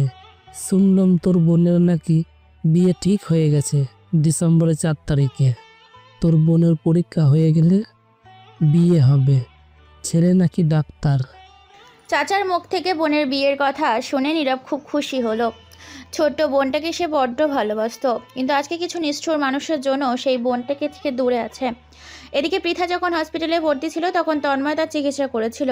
তখন থেকে তন্ময়ের সাথে নীরবের একটা বন্ধুত্ব তৈরি হয়, মাঝে মাঝে দুজনের মধ্যে কথাবার্তাও হয়। তন্ময় আজকে নীরবকে ফোন করলো আর বলল, আসসালামু আলাইকুম, কেমন আছেন নীরব সাহেব?